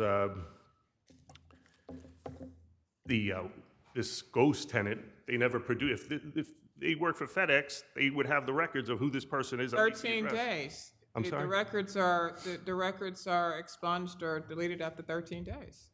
Well, they had the records showing that the doorman signed for it. And if the doorman signed for it, plaintiff was gone. This was COVID lockdown. The buildings were locked. Did the doorman remember this particular delivery? I don't believe he remembered it, but he acknowledged that he signed for it when he was shown. And then it was in the building link system. Yeah, it was the building link system corroborate. They're both 2:04 p.m. exactly. But I think, Counsel, I'm sorry, go ahead. I was just going to ask, so So what we have is a testimony or affidavits describing a building policy that would suggest that there shouldn't be any gaps in coverage, so to speak, in the lobby by the doorman. Correct. They have tight procedures. But isn't habit or custom evidence, doesn't that simply permit the fact finder to draw an inference that the policy was, or habit was followed on a given occasion? We're not permitted to draw that inference as a matter of law? Correct. If they take a certain action on occasion, the habit evidence presumes it was done on that occasion as well. Yeah, but I think what my colleague is asking is that, is there anything from O'Connor or from Max Hart that states on this particular day, I remember that I did not leave the lobby, and that if I did leave the lobby, a porter or someone else would have been at the desk? That's exactly what they said, because No, they said that was the normal procedure. normal procedure, and it would be if someone left for lunch, if someone would cover. There was never, especially during COVID, they didn't leave this place on. Right, but there's nothing that says on this particular day, I did not leave, and if I did leave for lunch or whatever, someone covered for me. But part of the issue is this accident wasn't reported to us until I believe the lawsuit was 5 months after. So you can't expect these people to remember every little delivery, every little detail of 5 months, 150 plus days. Thank you. Thank you. Bob. Alan v. Kirkin.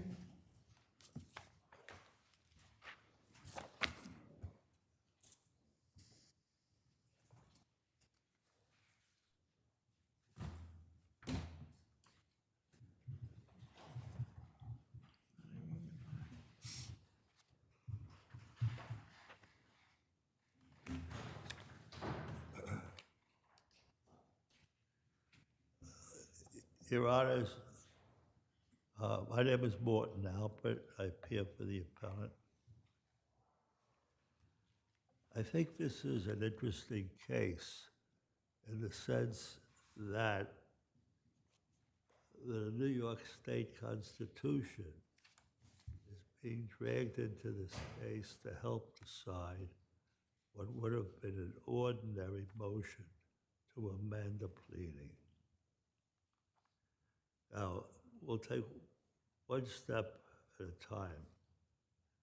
The issue of whether on its face, the affirmation of the attorney who made the motion caught my eye as being very skimpy and seemed to demand a right to the amendment without giving any justification or cause other than the passage of ETPTA.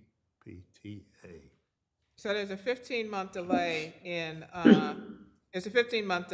right, in the amendment? Well, there's two delays here. One is from their last answer. That's a 15-month delay till the time they made a motion.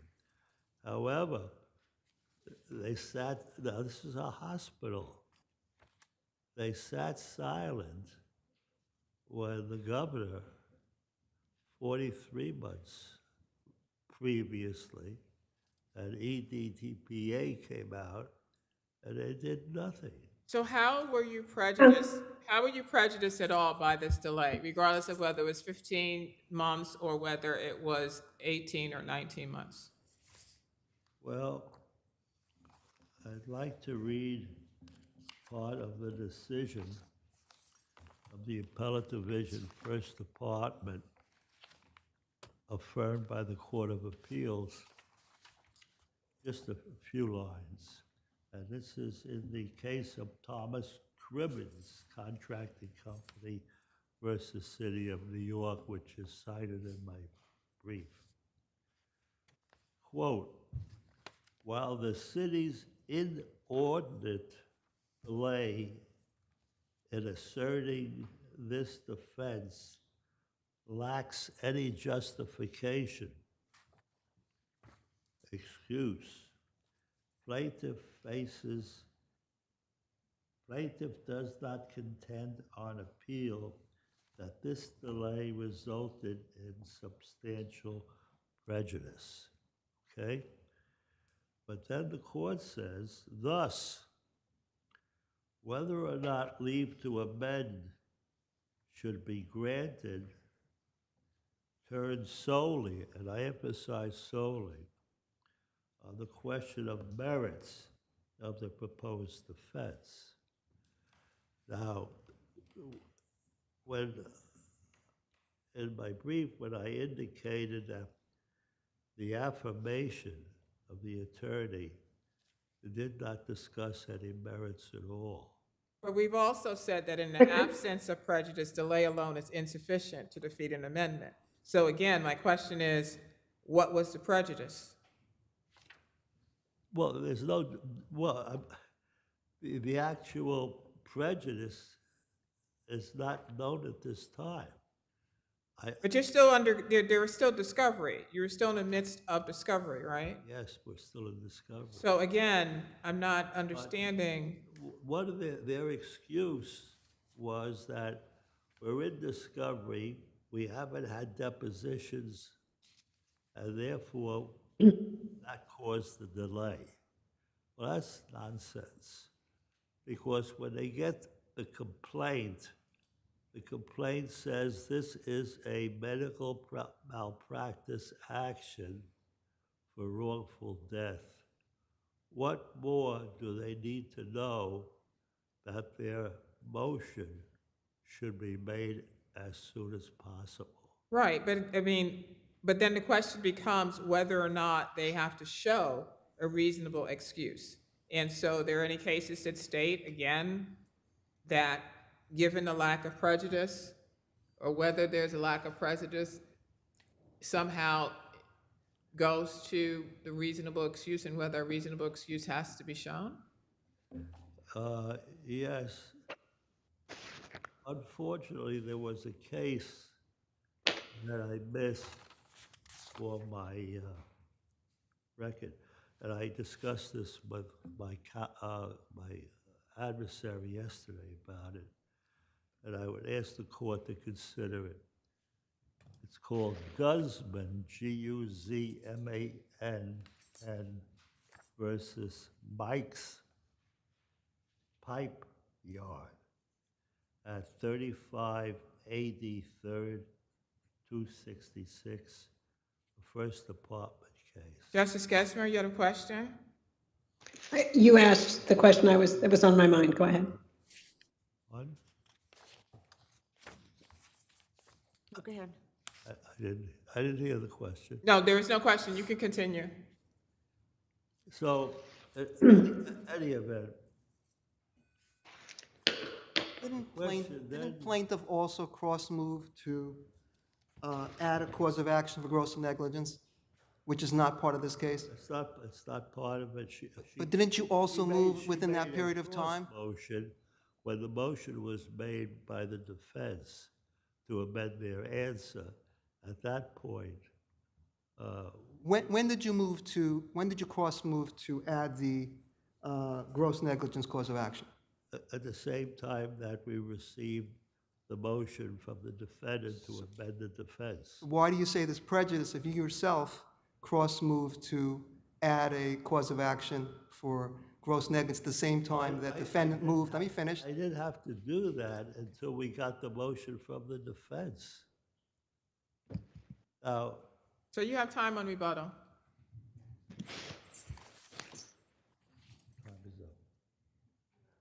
oh, okay. Now the question is, where does... On rebuttal, let your friend respond, and then you have time on rebuttal. I just wanted to address the state constitution. Yes, we can address that on rebuttal. Thank you.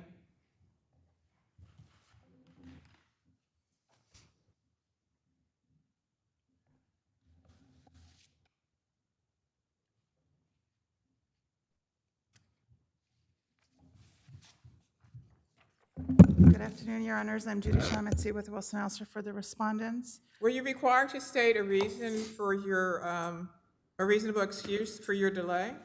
We are not under 3025 when there is no prejudice identified, and in fact, there isn't any prejudice that could be identified here.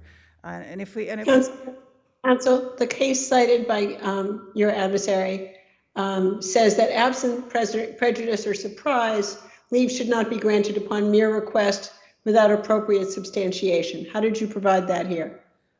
Your Honor, the Guzman case is what Your Honor refers to, I believe. The difference there is in Guzman, it was an intensely factual question. The amendment that the defendant sought to add as an affirmative defense was that it was the alter ego of a non-party. So that would not, that defense and the applicability, even looking as little as 3025 requires, that would not have been evident based on the pleadings. And if Your Honors look at the underlying papers, which thanks to counsel's call I had an opportunity to do yesterday, there was actually contradictory deposition testimony to the position that the defendant was taking on that motion. Here, on the other hand, what we have is a defense that is evident on the face of the pleadings. Right, I was kind of taken by the fact that you waited so long to amend. I didn't understand that. I mean, you knew this occurred during COVID, so I was really, like, why would it take so long in order to move to amend? Your Honor, I didn't do the answer. What I can say is that for a long time, the EDTPA defense was up in the air, so to speak, and we were waiting, had several briefs in, of course, before this court, before all of the appellate divisions, to see if it was basically going to be wiped from the face of the earth, or if... Well, you could have made new law if, in fact, you had, raised it. In terms of the constitutionality, was that argument made below?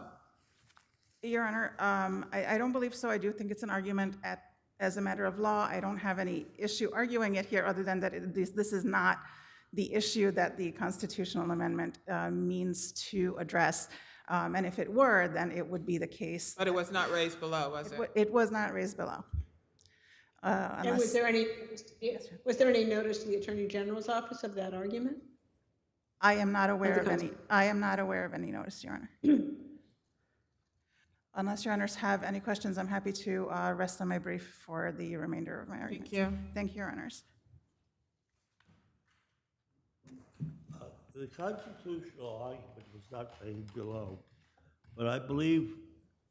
Well, counsel, you did not raise that argument below, did you?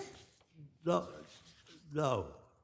But so if you didn't raise it below, then that's not something that we can consider. That's not true, Your Honor, because this court has made many exceptions to that rule where it's a question of law and a question of constitutional law, and the facts are not changed, and it's just a question of a person's constitutional rights being involved.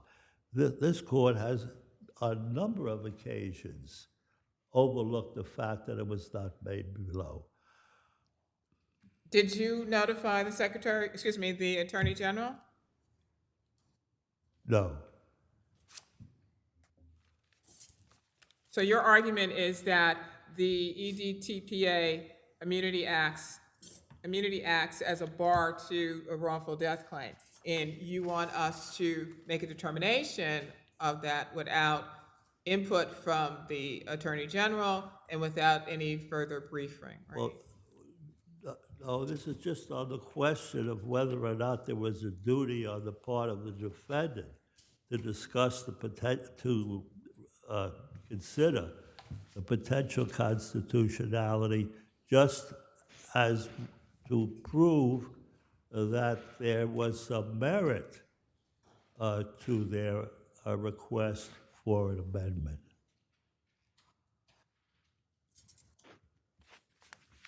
Anything further?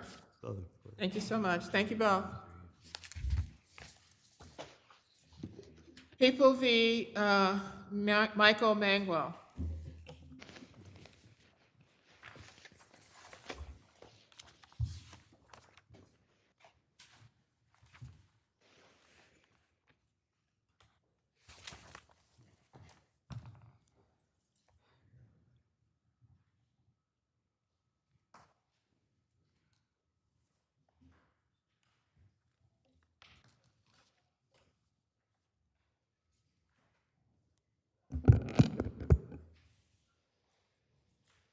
Yes, you may proceed. Good afternoon, Your Honors. For Michael Mangual, Claire Glass with the Legal Aid Society. As soon as Mr. Mangual posted bail in this case, he voluntarily entered an alcohol treatment program without any promise of leniency or prompting from the court.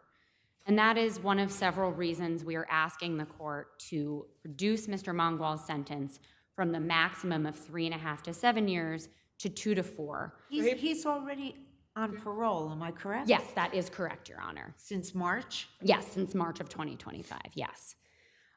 He pled guilty to CPW 3, and he was sentenced to 3.5 to 7. Is that correct? That is correct, Your Honor. And what was, he was charged with what, CPW 2? Yes. And the max would have been 15, right? That's right, Your Honor. So he was able to enter into a pretty nice plea, wherein as opposed to getting 15, he gets 3.5 to 7, right? Well, yes, Your Honor. I mean, I think we are in agreement with the court below and the prosecution at the trial level that nowhere near the maximum here would have been appropriate under these circumstances. Well, he had a prior gun conviction, weapons conviction, I think in 2013, something like that. Yes, that's true, Your Honor. But, you know, in light of all of the mitigating information that was put forth by defense counsel below in the PPI, as well as the fact that Mr. Mangual took these steps immediately to address his alcohol addiction, you know, the court and the prosecution saw fit to make this offer to Mr. Mangual. And our argument is not that, you know, we agree with that and are asking this court to go further. And there are various factors. And so what exactly are you seeking? Well, we're seeking a sentence reduction from the 3.5 to 7 to 2 to 4. And there are various aspects of this case that set it apart a bit. Well, before we get to that, I'm sorry, what about the waiver? Well, he did waive his right to appeal. Well, the waiver in this case, Your Honor, was invalid and doesn't curtail this court's right to, you know, reconsider the sentence. So, how is it invalid? Firstly, yes, the written waiver that Mr. Mangual signed stated that Mr. Mangual would not have the right to appellate counsel, and then the court's colloquy didn't correct that error. So that is issue number one, that Mr. Mangual, an indigent individual who wouldn't have been able to pay for an attorney, would have heard that he wouldn't be afforded the right to appellate counsel and, you know, wouldn't therefore have understood the significance of this waiver. Moreover, Mr. Mangual was asked by the court and did in fact sign the written waiver prior to receiving any instruction from the court about, you know, this. He was represented by counsel? He was represented by counsel, Your Honor. And I think there's something in the record, where the court asked whether or not he discussed the written waiver with his attorney prior to signing the written waiver in open court.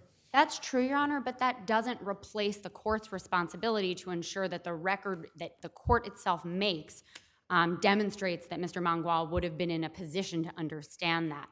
And by the time the court specifically asked the defendant whether or not he had read the written waiver and discussed it with his attorney. So I'm curious, what more should the court have then said? Well, the court should have made sure it delivered its own explanation of what the right to appeal was prior to asking Mr. Mangual to execute that contract, which was then handed to the court. And Mr. Mangual also already entered his guilty plea and right, and we've admitted already guilt. stated that wherein it may be better practice to do the plea allocution first and then do the waiver, that it is not, the fact that that is not done does not invalidate the plea. But taken with these other factors, our position. And also we look to the fact of whether or not the defendant is a novice to the criminal justice system or not, which he was not, right? Well, Your Honor, Mr. Mangual had 2 prior convictions. One was, as you already stated, almost 10 years prior to this arrest. And, you know, there's nothing in the record that suggests there was an appeal waiver executed there. And it's unlikely that one would have been presented to him in 1998 at the time of his first misdemeanor, or his first conviction, which was a misdemeanor. So you mentioned a PPI, I think, yes? Yes. PPI was done. Is there anything that was not made known to the court and to the prosecution at the time of the PPI that we should consider now in terms of a sentence reduction? Because I think that there were statements as to possible alcohol issues, that type of thing, right? That's right, Your Honor. And that PPI was significant and the court considered it, but that doesn't affect Your Honor's ability to consider it again. And, you know, our position is that the court below should have gone further and that this court has the discretion to do so now. And I think, again, setting this case apart is that Mr. Maguire was on a work release program while he was incarcerated and has therefore had an opportunity to prove himself in the community to a degree that most individuals, having only been released 6 months ago, would have. He was working full-time in the community, sleeping at his family home 5 nights a week, only returning to his facility twice a week, holding a full-time job. Less is more act is applicable here? Yes, it is, Your Honor. Mr. Maguire, like anyone else under these circumstances, will have that opportunity, but that is the new baseline from which we all operate now. You know, anyone in his position would have that opportunity. So, you know, that, again, doesn't curtail this court's ability to alter Mr. Maguire's sentence now. Thank you.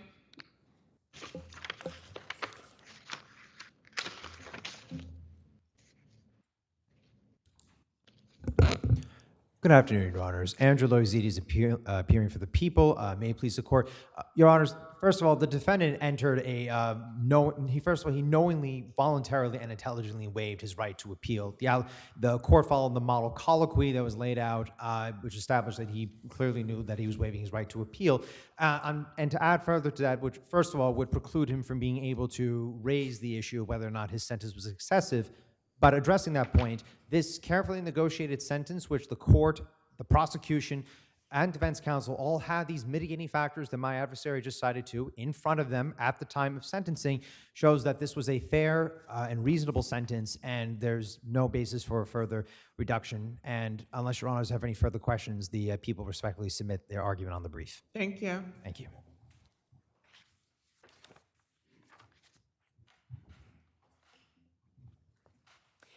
You know, just very briefly in response, as I said in my main argument, the fact that this was a negotiated plea, it's well understood in this court's decisions that, you know, that doesn't change this court's ability to alter the sentence. And here, Mr. Maguire has, again, proven himself in the community, not just for the 6 months he has been officially released from Doc's custody, but for an entire year before that, when he worked full-time in the community. He was trusted by Docs, you know, to sleep at his family home and to return to the facility 2 nights a week. This is someone who demonstrated his responsibility. The shift he made from the time of this arrest to the time of his release is quite dramatic. This is someone who is doing well. That is the baseline from which we operate. And the question is, why impose supervision on someone who has demonstrated that he's turned his life around? How long is the supervision as it stands now? As it stands now, Mr. Maguire could be supervised by Docs until 2028. 3 additional years, and That's he's right. been out for 6 months. He was released in March. Yes, he was released in March, but he did have that entire year of work release where he worked as a line cook at a restaurant, and then he worked as a custodian in Housing Works in a facility that medicates AIDS patients. So again, this is someone who has been trusted by Docs in the community for a significant period of time, who was able to maintain all of his obligations to the Department of Corrections throughout that period, has continued to do well upon his release. And the point we're making is this is just not a productive use of the system's resources when someone has exhibited such a profound and impressive turnaround. You know, this is a good representation of how we hope people will bounce back. And Mr. Maguire does not need to be monitored in this additional way in the community. Thank you. Thank you both. Rose V. Cucci. Here you go. Kikuchi. My colleague states it's Kikuchi. Is that how it's pronounced? Thank you. I believe so. That's correct. Thank you.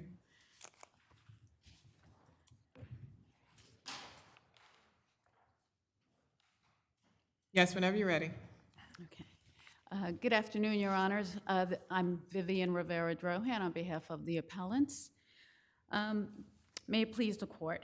The decision below supports the notion that when an investment fund is fraudulently deprived of assets Those assets, when later recovered by operation of law, belong not to the fund investors actually aggrieved by their loss, but to two individuals who at the time of the fraud were nothing more than non-controlling administrative staff and minority shareholders of the fund's management company. Defendants were tasked as the... Excuse me, I'm not sure that that's what the agreement, that's what the decision below stands for. It seems to me that an important issue is that you're arguing that there's some oral agreement that should have been followed, and I would appreciate it if you could tell me what the specific terms were of this alleged oral agreement and what evidence there is in the record of that oral agreement having actually been made and agreed to. Well, the complaint alleged a number of causes of action. Breach of an oral agreement was one of the causes of action. Yes, I'd like you to address the oral agreement cause of action. Basically, the oral agreement was that they were going to share the proceeds from the FX antitrust. Now, I understand that the respondent... Where in the record does it show that they reached an agreement to that effect? The emails that were provided as exhibit to Mr. Gross's affidavit and to Mr. Zim's affidavit demonstrate that there was an agreement, and they were always talking of the claim being filed and sharing proceeds. It wasn't until 2023 that, in fact, all of a sudden, there was no agreement whatsoever. Respondent has harped on the idea that there was no amount that was agreed upon. But in reality, the FX antitrust claim was for restitution of past harm that was done to the Forex dealers and to the investors. There were fixed percentages already in the operating agreement. Counsel, can you specify a specific place in the record where you contend the oral agreement that you describe as having been made by the series of emails was completed and became an agreement? We are arguing that there's a combination of the emails. There is no specific email that says we have reached an oral agreement. I wish there was, but there was not. We are taking a number of the oral agreements and the fact that they were, even at the time of their withdrawal, 75% owners of the fund management company as well as investors. And what about the issue on just on this oral agreement claim about consideration? What are you claiming the consideration was here? The consideration was, again, if we go back to, this is a time period in which they were the traders of the funds, and 75% owners, 80% at one point, I believe, of the fund management company. They traded, they invested, they provided capital. They did everything that the FX antitrust action actually was intended to correct. The class action was designed to remedy fraud upon foreign exchange dealers and investors. They were overcharged. That was the class action. This occurred during the time that my clients were the active, actual members and investors of the fund. It's a restitution for past wrongs.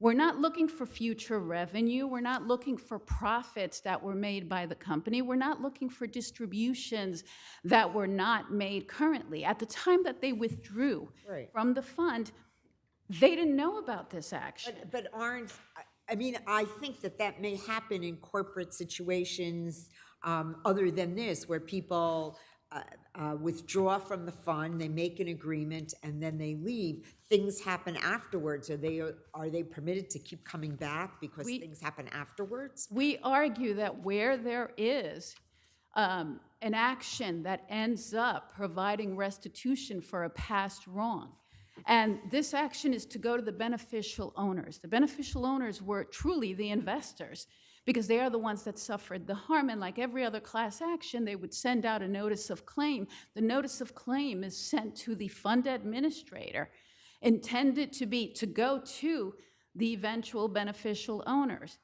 And you have time on rebuttal.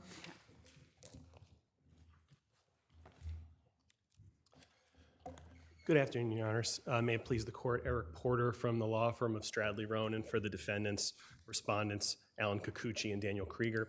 I think the court is exactly right to ask the question that the court asked at the beginning of my friend's argument, which is where is the evidence in the record of the alleged oral agreement? And the answer to that is there is no such evidence. And that was why Justice Schechter was exactly correct to dismiss this with prejudice and as a matter of law on our motion to dismiss. There is no oral agreement. They haven't even been able to agree amongst themselves, the two plaintiffs, as to what percentage of this distribution they believe themselves to be entitled to. One says it's 75%. One says he suggested that they each get 25%. What plaintiffs have acknowledged is that there was not even an agreement about what percentage would be distributed. So how can you have an enforceable oral contract regarding how class action proceeds are going to be distributed when the plaintiff concedes that there has not been an agreement as to how class action proceeds are going to be distributed? Plaintiffs argue, well, we didn't know how much the class action distribution was going to be. That misses the point again. They could have easily reached an agreement. If they did reach an agreement, which they didn't, they could have reached an agreement as to what the percentages were of what any ultimate distribution would be. Again, they concede, they affirmatively concede that no such agreement was ever reached. Plaintiffs admit that they found out about this class action not from the defendants, but from a third party. They admit that the defendants repeatedly refused to share information from them. There is no evidence here to support the idea of an oral contract, that some agreement was reached. And the fact that plaintiffs are unable to point to anything in the record to support that demonstrates that Justice Schechter was correct on that point as a matter of law. With respect to the arguments for and the claim for a breach of contract, there's no breach here. And again, plaintiffs can't point to any provision of either of the operative contracts that was breached because the contracts operated exactly, what happened at the distribution of the class claim was distributed exactly as the contracts require. The contracts each provide, there's a contract for the operating company and there's a contract for the partnership. And they both provide that property of the entities, meaning any class claim would fall into the definition of property as it's defined in those agreements, goes to the members and partners at the time of dissolution. Again, plaintiffs concede that they withdrew from these entities. We have written withdrawal agreements that are unequivocal, that are in the record. They withdrew from these entities. The defendants remained on to wind up these entities' business and dissolve them. And at the time of that dissolution, any remaining property of the entities was distributed to the remaining members and partners, meaning the defendants, meaning any class claim would have gone to those defendants. So there's nothing they can point to in these contracts to show a breach because it functioned exactly the way the contracts provide. There's a cause of action for a breach of fiduciary duties, Your Honor, but there's no fiduciary duty to former members and partners who left voluntarily more than 10 years earlier. They claim that the fiduciary duty was breached at the time they left. But again, plaintiffs concede that none of the parties knew about this class action, knew that this money could be coming down the pipe 10 years later. There's no case that they've cited that is even remotely on all fours or even close to it with what went on here. They aren't arguing that the defendants did anything wrong to hide this. They're just saying that there was somehow a breach of fiduciary duty at the time they left in 2013, despite the fact that no one knew about this. The point, Your Honors, is that the contracts provide for how this property got distributed, and it was distributed exactly the way that the contracts provide for, which is exactly why Justice Schechter determined, after bending over backwards. I mean, if you look at that transcript of the oral argument, Justice Schechter asked repeatedly the same questions that Your Honor asked earlier. Show me, where is the breach of the contract? What provision of the contract was breached? Plaintiffs are unable to point to any such provision. She asked repeatedly, where in the record is this oral contract? What are the terms of the oral contract? Again, plaintiffs can't identify any of it. She gave them every opportunity. They were unable to identify anything to support any of those claims, and Justice Schechter was entirely correct as a result to dismiss this matter as a matter of law, and we would respectfully request that this court affirm that decision in its entirety. Thank you. Thank you.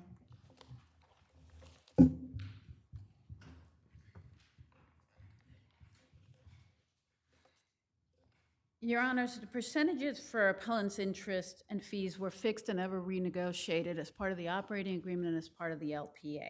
At the time of their withdrawal, they collectively held 75% of the membership interest in the management firm. The LPA had both fixed management fees and incentive fees.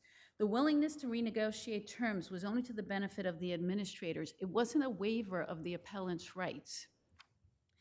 On the written agreement, Excuse me, how does that establish what the percentages were supposed to be after they'd already left? We have both oral and written claims of a breach of contract. The fixed percentages were very clear in the operating agreement and in the LPA as a management firm what they were to get. There was never any question. If we were going to renegotiate, it was because the administrative partners or members had taken on the disillusion. So they were going to renegotiate the terms because they had already been withdrawn members, and they don't deny that. Could you marshal for us then the terms of the oral agreement? The oral agreement was upon the distribution, and to our knowledge, there has been no distribution to date. So we don't know what the amount of the distribution of the is. Settlement proceeds. Of the settlement Okay. proceeds. We believe that there was one minor distribution, but the primary distribution has not been made. So no one knows the amount. No one knows how the claim was put in because we never got to discovery. No one knows what percentages, whether it's been audited, whether it's not been audited. We have no idea in the end what the distribution is. But if the distribution was in the millions, which there was a possibility that there was, then there is conversations where they say 25% each, 75% is what we had in the operating agreement.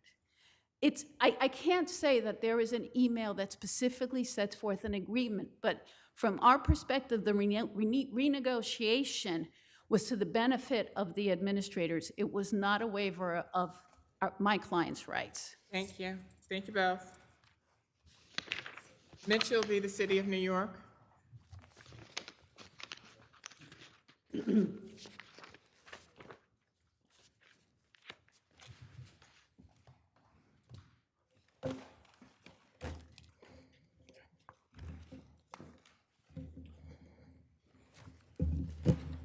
Yes.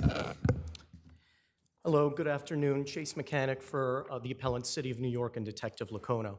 Supreme Court should have granted the city's motion for summary judgment with respect to the false arrest and malicious prosecution claims. The issue in this case is whether the city's prima facie evidence of a valid and lawful identification was overcome by LaSanta's testimony at a deposition where the city didn't even have a fair opportunity to develop the record because of the plaintiff's discovery violations. But I'd like to start with a threshold issue. The threshold issue is the photo array.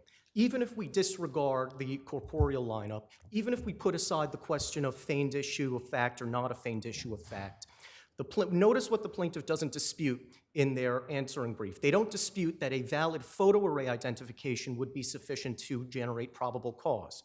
Now, in this case, we had what LaSanta claimed at his deposition was an uncertain identification, but it is the law that a photo array identification does not need to be made with complete certainty.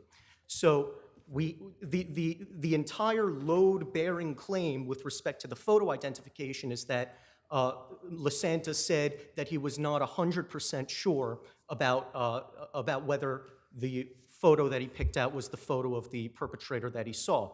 Well, of course, probable cause doesn't require 100% certainty. It doesn't even require proof beyond a reasonable doubt. So the fact that he said he wasn't 100% sure of the identification does not vitiate probable cause from that identity. But there was certainly testimony and evidence that showed that there was real uncertainty during those depositions. And I think, didn't he come back and testify that, well, I really wasn't sure and I didn't really know? And why does that mean that the case should be dismissed? Why shouldn't plaintiff be able to go on that case? Because there is some kind of question, at least, about the issue on probable cause. So I think Your Honor may be alluding to the sort of the feigned issue, which is sort of the putative contradiction between, or the contradiction between what he testified to at his deposition and what he said. Well, I'm not going to call it feigned. I mean, things happen. Sometimes years later, people realize things. Sometimes they're asked differently. There's a lot of reasons for that. I'm not going to evaluate that or in any way. But I think that there is enough here that at least allows the plaintiff to move on this case. Well, in order for the plaintiff to move on, he has to raise an issue of fact as to the validity of both the photo identification and the lineup. He doesn't dispute that. And Just with respect to the photo ID, they are not citing any provision where there was improper positive reinforcement with respect to the photo ID. The photo ID claim is based on him saying he wasn't 100% sure. And as a matter Did he also say something along the lines of this, and by mean this of the photo of the defendant, this could be the shooter, but I'm not 100% sure? I mean, doesn't that reflect some equivocation? Because you're absolutely right, it doesn't have to be 100%. Yes. But does the I'm not 100% sure coupled with the statement, this could be the shooter, does that, viewing the evidence in the light most favorable to the plaintiff, as we must at this juncture, as Judge Kapnick was indicating, isn't that enough to show some meaningful equivocation on Lasanta's part at the photo array? I don't think so, and they haven't cited any cases that would elucidate like this issue. I don't think the word "could" bears that weight here. I think it's consistent with him saying I wasn't 100% sure, and I don't think they've distinguished the Rhodes case. They do point out a factual distinction with the Pelzer case, but we cited Pelzer primarily for the principle that it embraced what was held in Rhodes, which was entirely based. And in Rhodes, what the court described was an identification that was not made with complete certainty. I don't know that him saying "could" at his deposition, which may or may not be verbatim what he actually said during the photo array, necessarily moves the needle here. Can I just interrupt?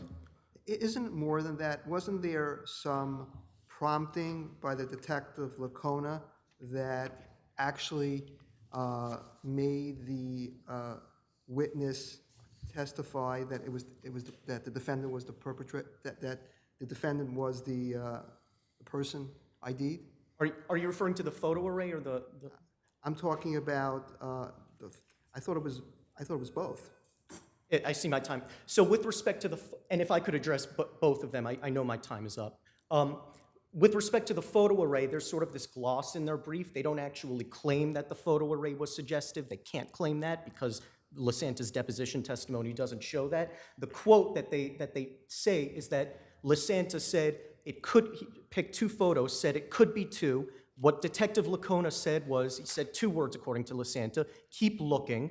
He didn't steer him one way or the other. He didn't tell him to guess. He didn't tell him that the perpetrator was necessarily in the array. And in fact, Lasanta received instructions telling him, which he signed, not to assume that the perpetrator was in the array. And then the procedure continued, and he, without direction from Detective Lacona, picked one of the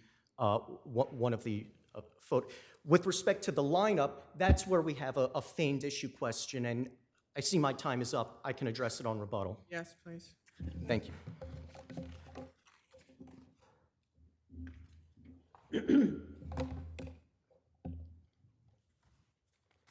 May I, Your Honor? Please. Good afternoon, Your Honors. May it please the Court, my name is Wesley Serra. Freund & Serra is the firm, and I represent the respondent, Virgil Mitchell, as I did in the trial court from the point where the city filed summary judgment motion.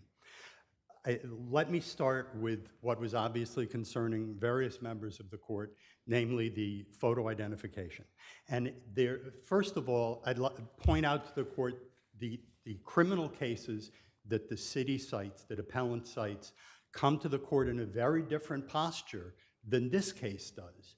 The criminal cases that the city cites come to this court with a determination of fact already made in the trial court, as not only to probable cause, but to suggestiveness, certainty, which, by the way, are different issues. I'll get to that in a moment.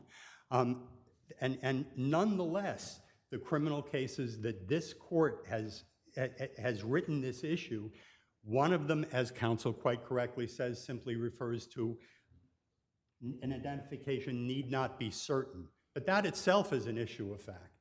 And there hasn't been any determination here, and plaintiff respondent here is entitled to the benefit of the inference. Allow me to read about 30 seconds worth of the exact testimony that we're talking about.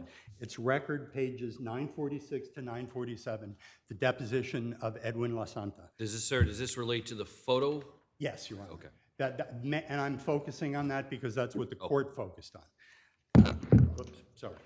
Question. did you indicate to the detective that someone in the photo looked like the guy that you saw at the scene running? Answer, yes, I told him. I said it could be this one or this. At first, there were two photos that looked. I thought it looked like the guy. Then he made me look at them again, and I said, okay, then, I think it's this one, and I told him I picked one. Question, the one that you picked, did you tell the detective that you were sure you were not sure of that person? Answer, when I picked it, I told him I was not sure 100% this could be him. Now, Your Honor, I submit to the court, Your Honors, that that's not testimony from which this court can conclude as a matter of law that is a certain identification within the meanings of the cases. Even the criminal cases where there's been a determination below of the facts of the case. So, Your Honor, we don't need certitude, whether it's the civil or criminal context. We don't need Agreed. certitude. So what is the standard for probable cause? In the context simply of a photo identification, Your Honor? Yes. I didn't find a case, and I haven't heard appellants cite a specific case that talk about a standard other than it need not be complete certainty. That's the language that this court used in the Rhodes case without elaborating on it. And if we're looking, first of all, it's a determination of fact whether or not this is a degree of certainty that satisfies probable cause. And this isn't the place to determine the facts. And in any event, Your Honor, as I already noted, this court has more than once talked about, for example, there's this court, People v. Palacio. Of far greater significance is the fact that his identification of the photo was immediate and unequivocal. I submit to the court that's the closest that we've come to a definition of what constitutes a certain identification, or at least what doesn't constitute an uncertain identification. A satisfactory identification. Yes, thank you, Your Honor, a satisfactory identification. Allow me to briefly go to other issues. First of all, the main issue is the supposed feigned issue of fact, which we haven't gotten to. The witness in this case, virtually every case that this court and every other court has decided, the large majority of them talk about feigned issues of fact in the context of parties. Why? Because a party has an obvious motive to feign. Mr. LaSanta was a truck driver driving by the scene of a homicide who doesn't know the defendant from Adam, didn't know the defendant from Adam, and has no reason to feign. Is that dispositive? No, it's not. But it's certainly one factor. Another factor is in virtually all of the cases that this court and other courts have decided on feigned issues of fact, there is a previous detailed statement to which a later affidavit in contravention of a summary judgment motion is compared. This case reverses that. The earlier statement in this case was grand jury testimony. An assistant district attorney presenting a case to a grand jury does not look to do a direct trial examination. A district attorney looks to establish the elements of the crime and stop, because the district attorney knows the statement will be available. Here, the grand jury testimony was 8 pages. The deposition testimony subsequent, taking out the pages at the beginning and the word index and all the stuff at the end, was 77 pages. Are there going to be things in a subsequent 77-page statement that were not deposition, that were not in an 8-page grand jury presentation? Of course. It's 10 times the length. I would be happy, I see my time is up. If the court has any questions, I won't get rebuttal, and I'd be happy to answer them. Thank you. Thank you, Your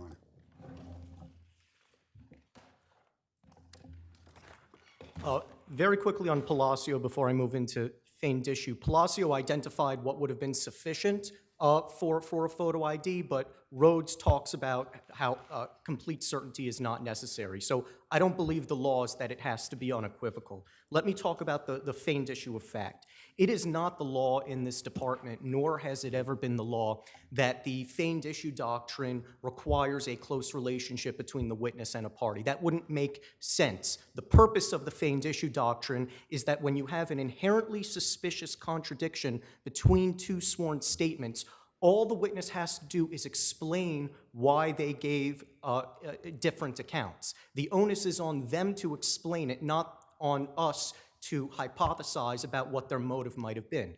And we cited 2 cases where the witness was no more than either a neighbor or a resident of the same building with no identified relationship to a party, no clear motive to lie, and yet this court applied the feigned issue doctrine in those cases. Finally, with respect to whether the testimonies flatly contradicted, I'd encourage the court, we relied on it heavily, to look at Bamberg-Taylor. That was a case where the prior statement was made without qualification, as to the issue in that case was whether a consent form had language that had been signed. The subsequent statement added a detail that completely flipped the story. All of a sudden, the witness claimed that this new page in the document, or pages in the document, had been added. It wasn't syllogistically contradictory to the prior statement, but this is a practical test. It was such a different account that it required an explanation, which there was none there, and there isn't one here. Does the court have any other questions? No, thank you very much. Thank you. Okasio versus Achabar.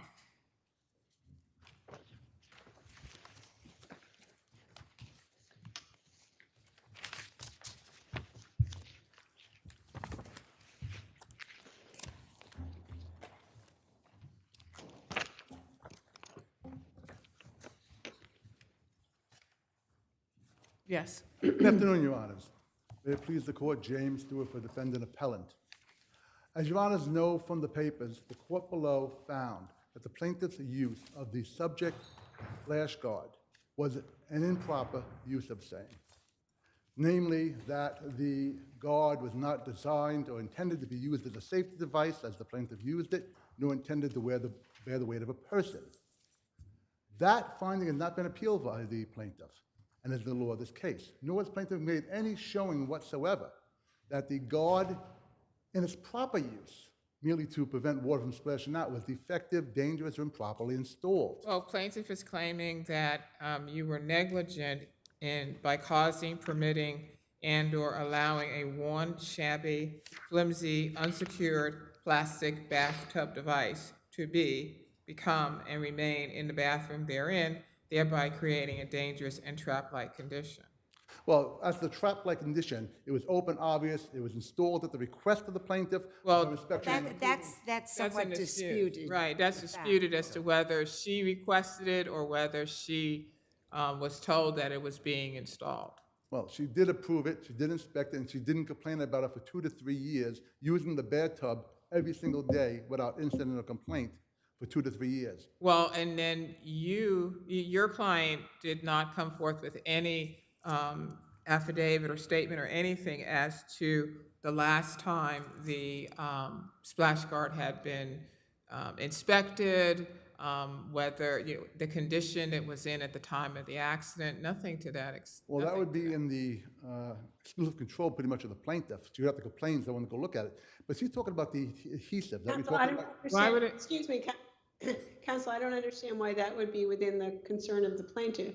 Defendant put it in, and he testified that he was aware that at some point the silicone on the splash guard would have to be replaced. But there's no evidence that he ever inspected it to see if that time had come, or that he set up any kind of regular inspection schedule. So I don't understand your argument that the onus of that on replacing the silicone would be on the plaintiff. With due respect, Your Honor, 2 points. First of all, there's no evidence whatsoever that the adhesive or silicone in any way, shape, or form caused the accident. What caused the accident, as found by the court below, was the plaintiff placing her weight upon it. Okay? Second... That doesn't answer the question. Okay. I'm sorry, Your Honor, I didn't interrupt. It doesn't answer the question. Oh, second, Your Honor, you're presuming that the silicone or adhesive is going to wear out in 2 to 3 years, as testified by... I'm not assuming that. Your client said that at some point it would wear out. Right. I'm asking you what steps he took to find out how long that would be, or to inspect it periodically, or anything else. He said that on the record at 144. I understand that, Your Honor. As a professional plumber, I'm sure he was aware of the fact that it wouldn't wear out in 2 to 3 years. Just as, Your Honor, if you install a sink, eventually it's going to wear out. It's not going to wear out in the first 2 to 3 years. Sir, can you walk us through your prima facie showing? Certainly, Your Honor. the prima facie showing is as follows. The court below found that the plaintiff's use of the shower guard in the manner she did was an improper use. And that's not disputed, it's really not, okay? Now the only question that the trial court erred in is the following. It found that there was a question of fact as to whether the plaintiff's use was foreseeable or not. Now, I submit respectfully that if it's an improper use, it's not reasonably foreseeable, because the standard is not what the trial court said. It's not whether it's foreseeable or not. It's as this court has held many times, whether it's reasonably foreseeable or not. And having already concluded that the use that the plaintiff put it to was improper, it cannot be reasonably foreseeable. Now, also keep in mind. So two things, counsel. One, your client stated that he did not know how long the adhesive and silicone would last before needing to be replaced. That's at record 144. Also, you're talking about the use of the splash guard, foreseeability, et cetera. Again, the Bill of Particulars states that it become and remain in the bathroom therein, thereby creating a dangerous and trap-like condition. So would not the placement of the splash guard then somehow reflect upon the use and whether it's foreseeable? I mean, if the splash guard is placed at the side of the tub, right? Right.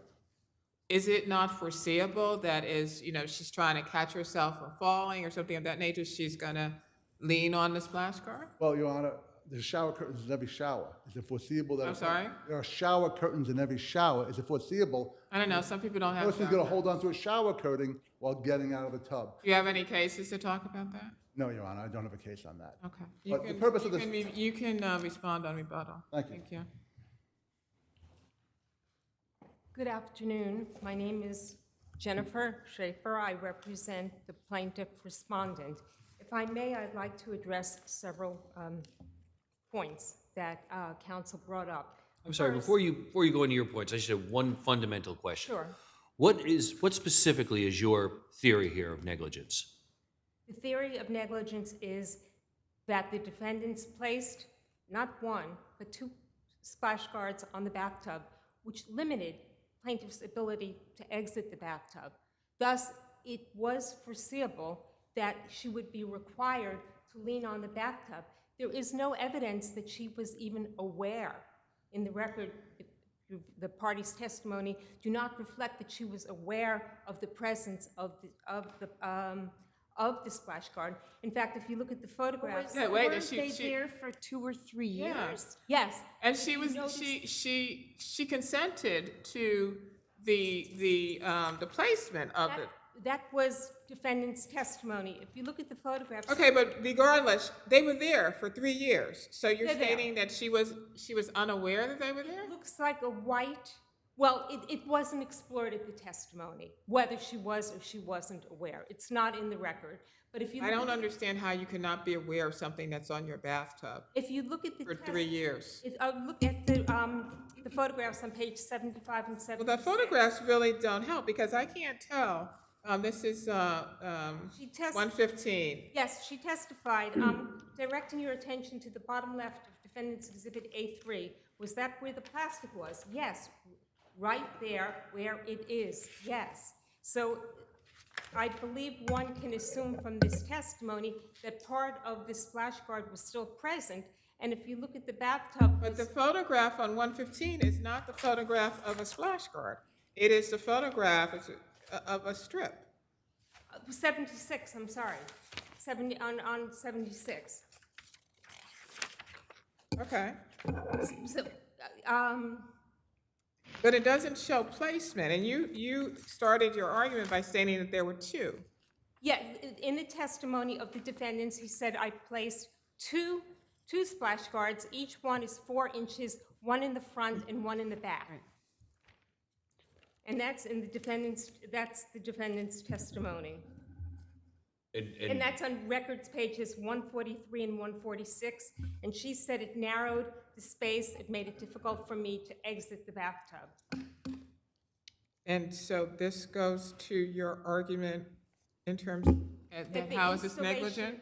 It goes to the argument that the installation of the of the splash guard made it more difficult for her, which she testified, to exit. So does that make, and so are you saying that made it more foreseeable that she might have to grab onto it to help her out of the bath guard and Yes, bathtub? absolutely.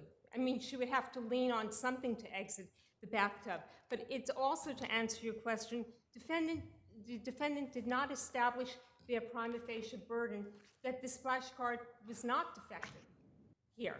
They did not submit any evidence of any inspection since the day of its installation. Now, this is a fatal, I believe, omission, because he testified that the silicone and possibly the adhesive would need to be replaced. So whereas the defendant was fully apprised that the splash guard would not be secured to the bathtub, this is not something that was even in the knowledge of the plaintiff, assuming that she was even, aware of the presence. Is it clear from the plaintiff's deposition testimony that she intentionally grabbed on to the splash guard, or that she grabbed it sort of just unwittingly, trying to, steady herself? Can we tell for one way or the other from the testimony? She definitely did not use the word grab. Grab was all over the defendant's brief in reply. She said, "I placed my hands on the bathtub." Whether that's intentional or not, that was not asked of her, so I can't tell you. But in several places in the record, and I can give you the exact 70, 72, 75, 98, and 99, I placed my hands on the bathtub. Thank you. I don't even think she said I placed my hands on the splash guard. I believe she said I placed my hands, and the splash guard is white and the bathtub is white. And if you look from the photograph, I think that also raises... The photograph really doesn't help, and defendant's testimony was that they were they were shaped in an L. Right. Shaped in an L shape at the corner of the wall in the tub. And they were on each side, the front and the back of the tub, and in order to prevent residual waters from falling on the side. So I'm still not understanding, if the splash guards are installed on the side of the tub, I'm not understanding how she's testifying that she's unable to exit the tub, or how she's holding on to the tub and then hits the splash guard. There were two splash guards 4 inches, and her testimony was it narrowed the space, it made it tight. That was her testimony. Thank you. Thank you. Just to briefly respond, Your Honors, as to the point that it allegedly narrowed the egress from the bathtub, keep in mind again, she was using this bathtub for 3 years, hundreds of times. She was able to exit the bathtub hundreds of times without incident. What was different on the day in question? What she did is, and I'll give you the page because she testified to it, she grabbed the plastic splash guard. She put her weight on it. And that's at record 70 to 73 where her testimony is at.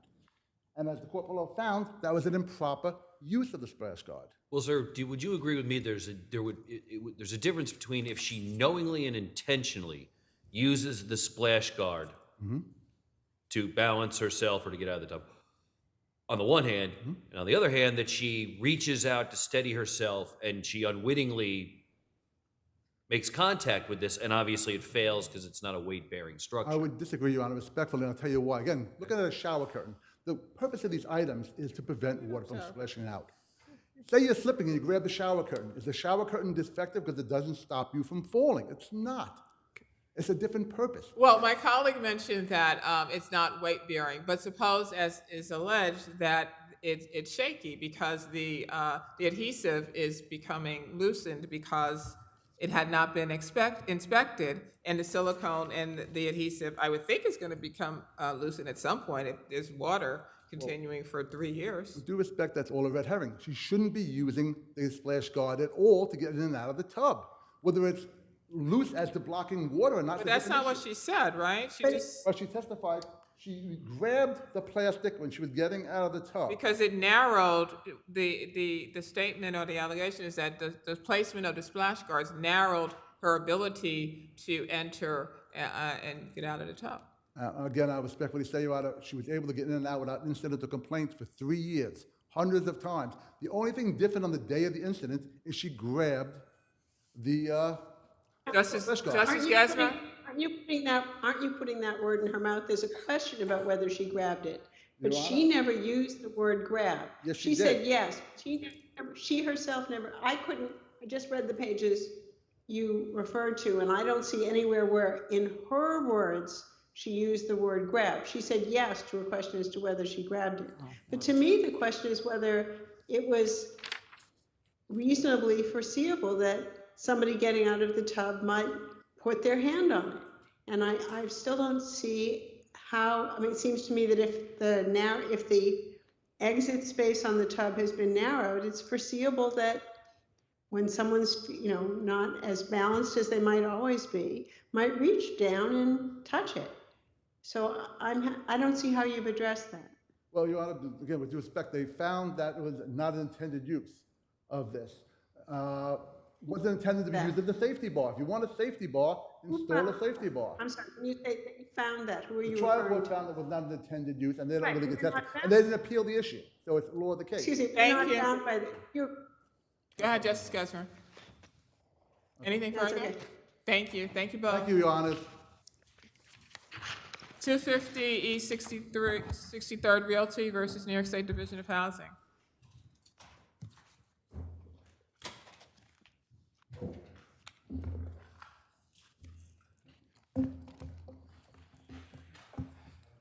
Yes.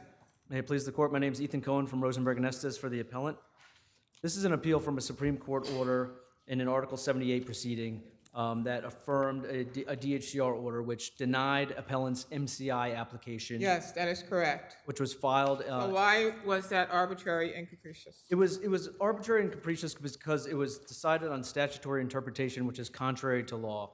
The HSTPA Part K enacted in Section 4 a 35% requirement, eligibility requirement, that says any building that has less than 35%, DHCR should issue rules that any building that has less than 35% rent stabilized units shall not be eligible at all for MCI increases. Separately, Section 11 changed the formula for the collectability of MCI increases. That section said that certain amounts would be the formula for calculating how much you would get if you're eligible. Section 11 says that it shall apply specifically to any determinations issued after the effective date of the HSTPA. That's the language that the court relied upon when it held that that all of Part K amendments apply because this determination was after the HSTPA.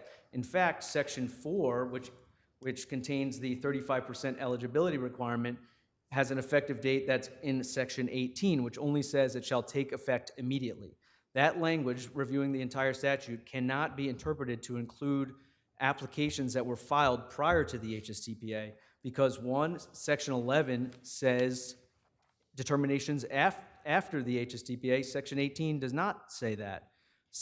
Part I says it shall apply to applications filed prior to the HSTPA. Section 18 of Part K does not provide that. In addition, Part F says it shall take effect immediately and apply to pending proceedings.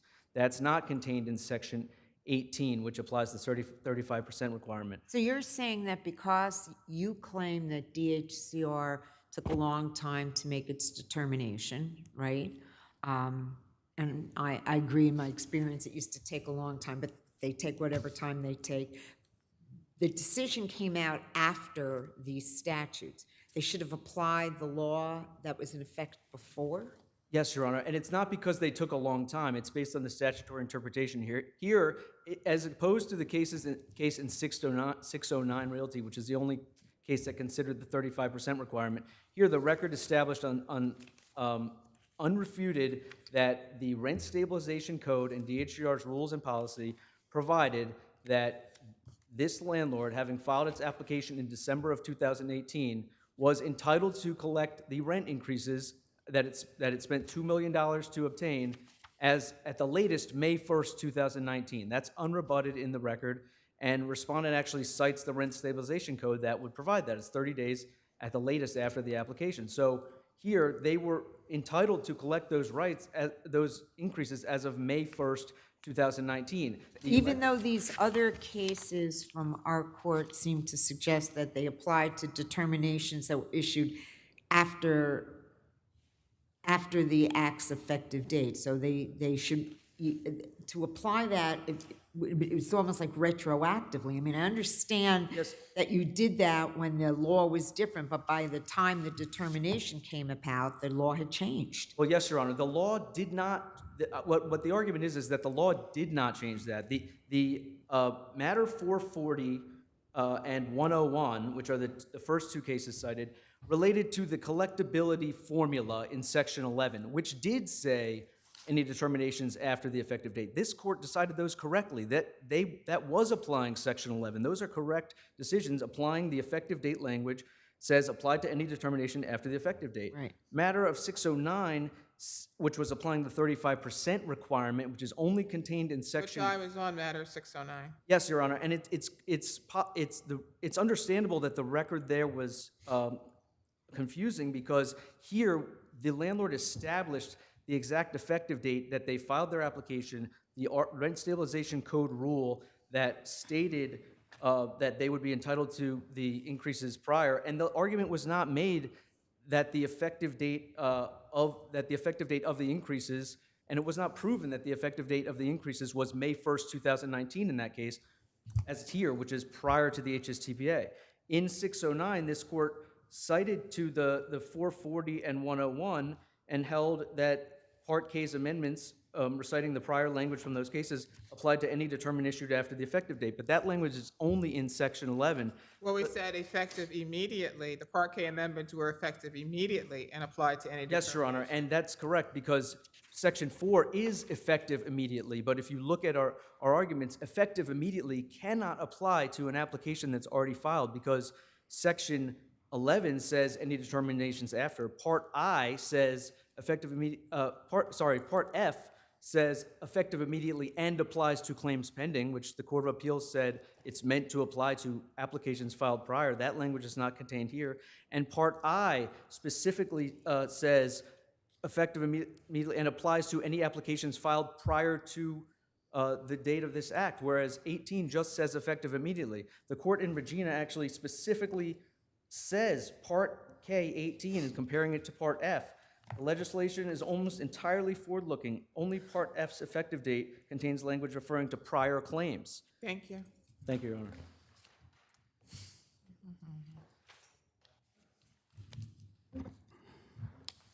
Honor. Good afternoon, Matthew Grieco, and on behalf of Respondent.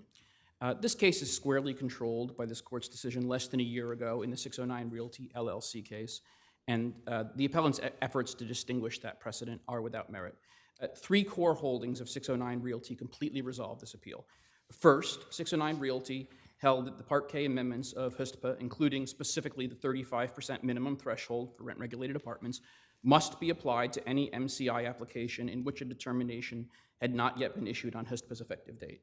And that decision cited to both Section 11 and Section 18 in coming to that conclusion. And the pin site for that is 231 AD 3rd, 589, pin site 590. Second, 609 Realty also rejected the same due process argument that appellants raise here, holding that applying Part K to a pending application is not a retro. I don't think there was anything really confusing or different about the facts and matter of 609. No, the facts are not distinguishable, and the court held in 609 that applying Part K to a pending application is not a retroactive application, and that owners have no vested right to a future increase. And third, in 609 Realty, rejecting another argument that the appellants press here, this court held that there is no difference between cases in which MCI increases were reduced based on the formula and cases such as this one in which an MCI increase was denied in full. It's explicitly stated in 609 Realty. I do want to address the appellant's argument that somehow they acquired a vested right to an MCI increase on May 1st, 2019. As an initial matter, this argument is unpreserved because it wasn't raised in the administrative proceedings. But in any event, the argument is incorrect because the regulation, for two reasons. The regulation they cite specifically allowed DHCR to set the effective date of an increase with recoupment back to the date, to that 30-day date. It did not create a vested right to have the application decided by that date. And in any event, the regulation also stated that that was effective if the date was not otherwise set forth in the order. But even if appellants were correct about the May 1st deadline that they've come up with, it would not change the outcome here because it's undisputed that in this case that there was no determination prior to HISPA's effective date.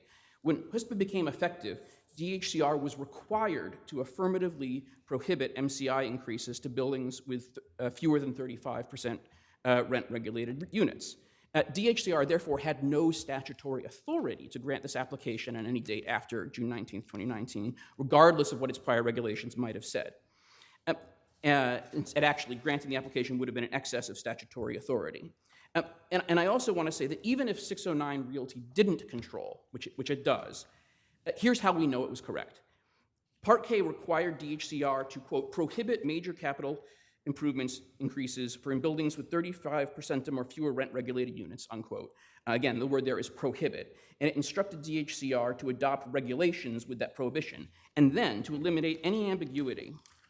The cleanup bill that was passed just 5 days after HISPA told DHCR that it had to implement all provisions of the Act immediately, even before the deadline to adopt implementing regulations. So no later than the date of the cleanup bill, which was, again, was just 5 days after HISPA was passed, the legislature had unambiguously stripped DHCR of the power to grant MCI adjustments to buildings with 35% with fewer than 35% rent-regulated units. So the agency decision here was not a matter of DHCR discretion. It was compelled by statute. Unless the court has any further questions, we would ask that the judgment be affirmed. Thank you.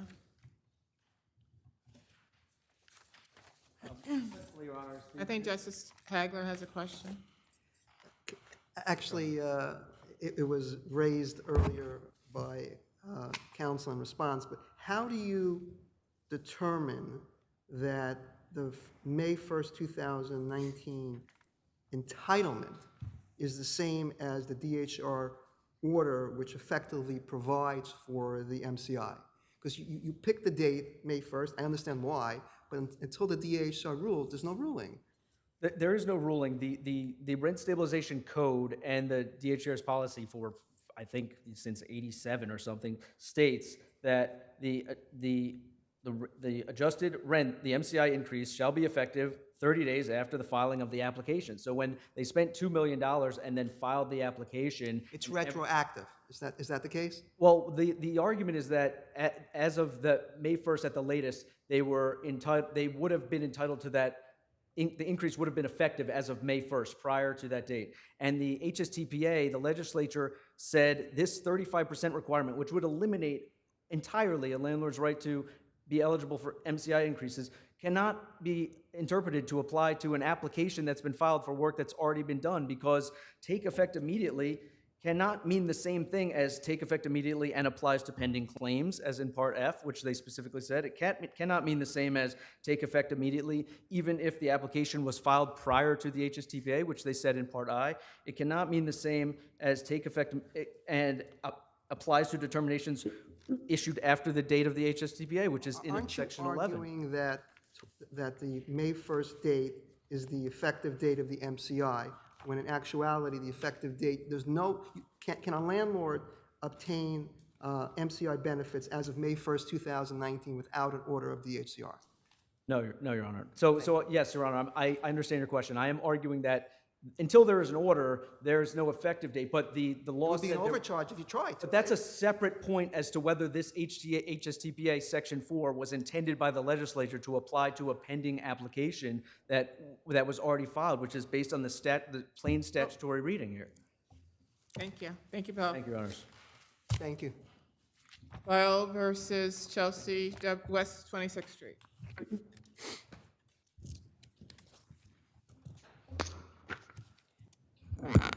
Good afternoon, Your Honors. Magda Cruz of Belkin Burden Goldman for the appellant owner, Chelsea West 26 LLC. Your Honors, here we are once again discussing rent concessions and preferential rents, two distinct concepts.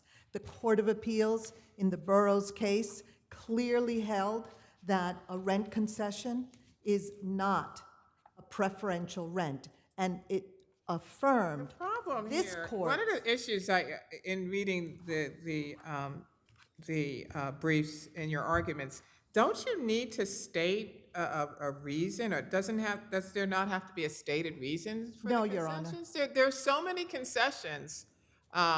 It's very interesting. You don't have to state a reason at all? None at all. In fact, Burroughs had no reason in their rent concession.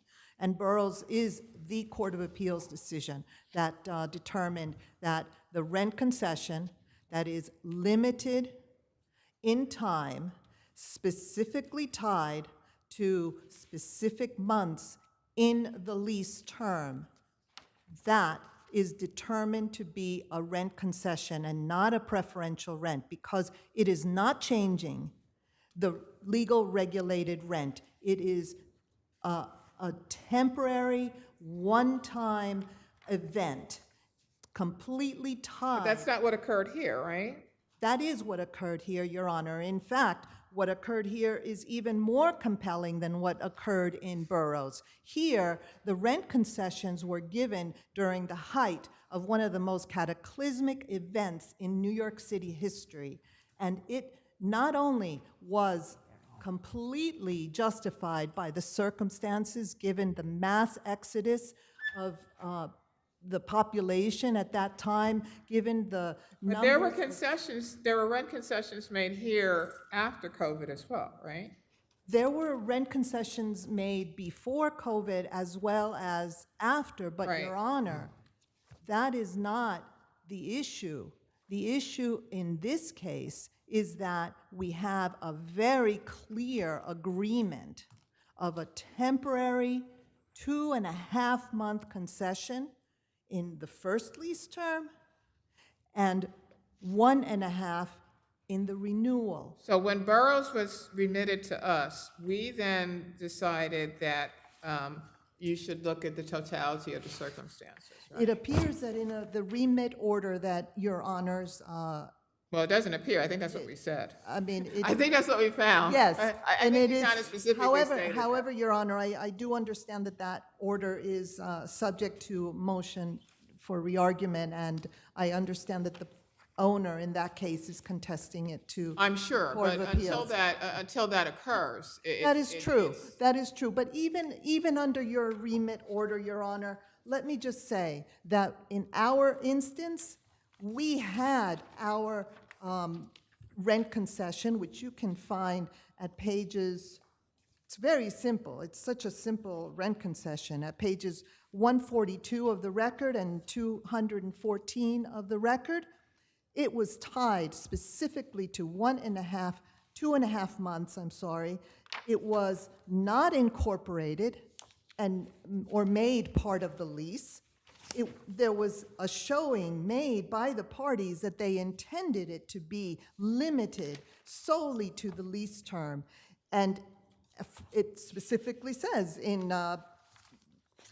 bold language, one-time concession. There Yeah, can but be again, no the fact- misunderstanding there, Your Honor. The fact that you refer to it as a concession does not mean that in actuality it's not something else. It's not preferential. True, but we do not have allegations here that there was no COVID happening at the time that these concessions were given, and there is no ambiguity because perhaps construction was happening or no construction And that was my happening. point that That was my point that there were numerous concessions, and the concessions were not only during COVID, but they occurred before as well as after COVID.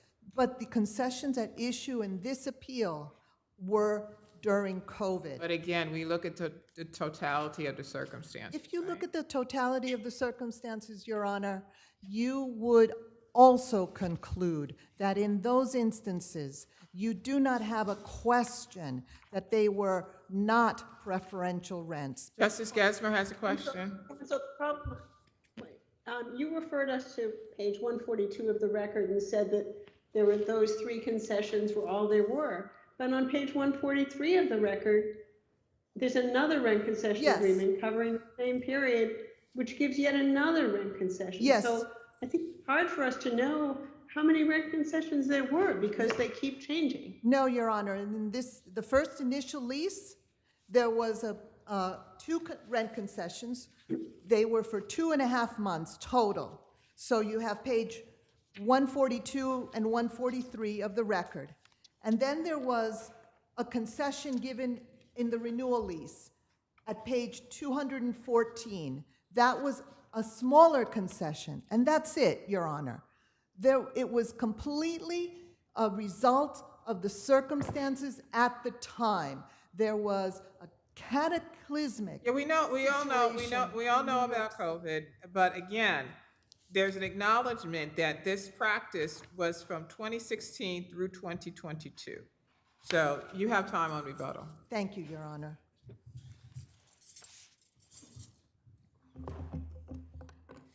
Good afternoon, Roger Sacker, Newman Ferrara. We represent the respondents. May it please the court.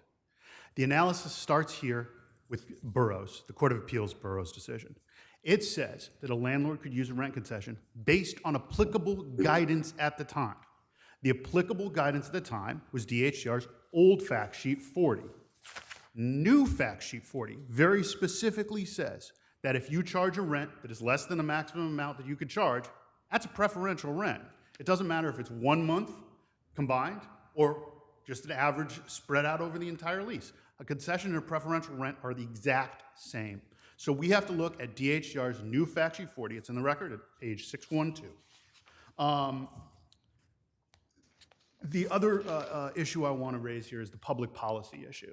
This is basically saying, my colleague is basically saying that landlords can use rent concessions to remove tenants from the protections of HSTPA. And so long as the tenant agrees with it, as long as the tenant contracts around rent stabilization, which we all know is forbidden, that's just fine. And that can't be. In fact, this landlord said, I offered concessions to evade HSTPA. He said it in his affirmation. HSTPA affected the value of his building. Tenant protections cannot be waived. Unless there's anything further, happy to rest on my briefs. Thank you.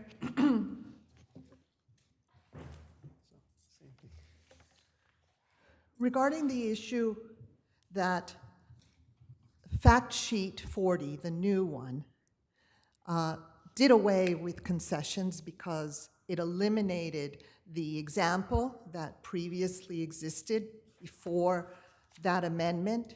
You had specifically an example of concessions and then specifically a distinction with preferential rents.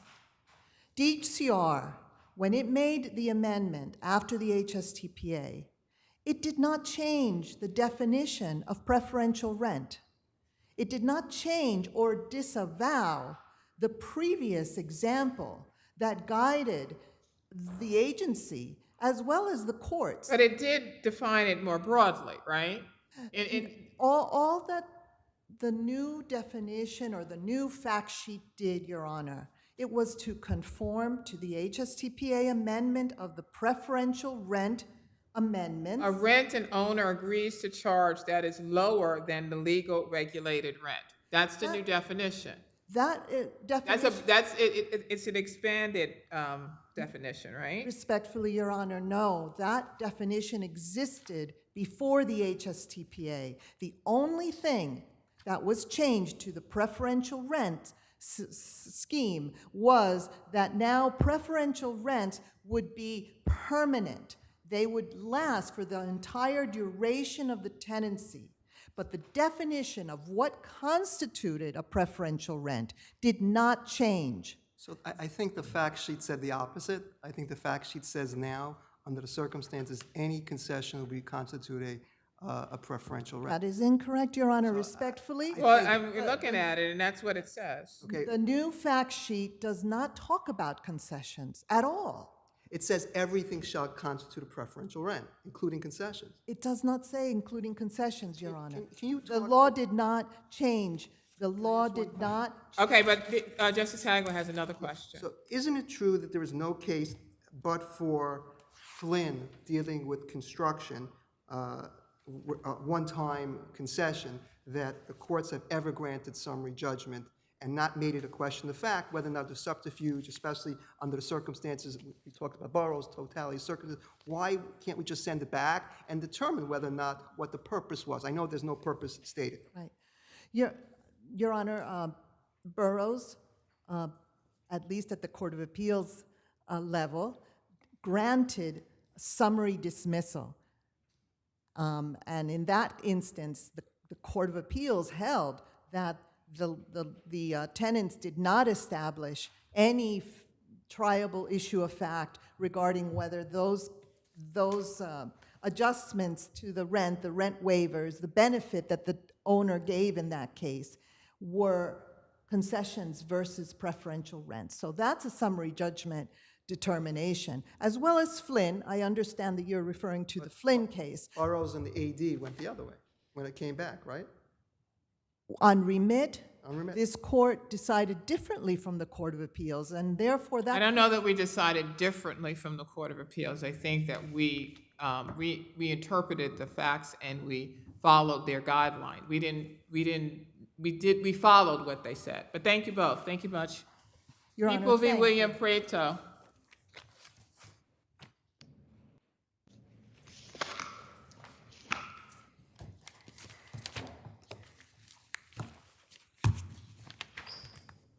Yes. Good afternoon, Your Honors. Liza Batkin with Legal Aid for William Prietto. William Prietto is serving 12 years in prison for stealing a cell phone after an unfair trial.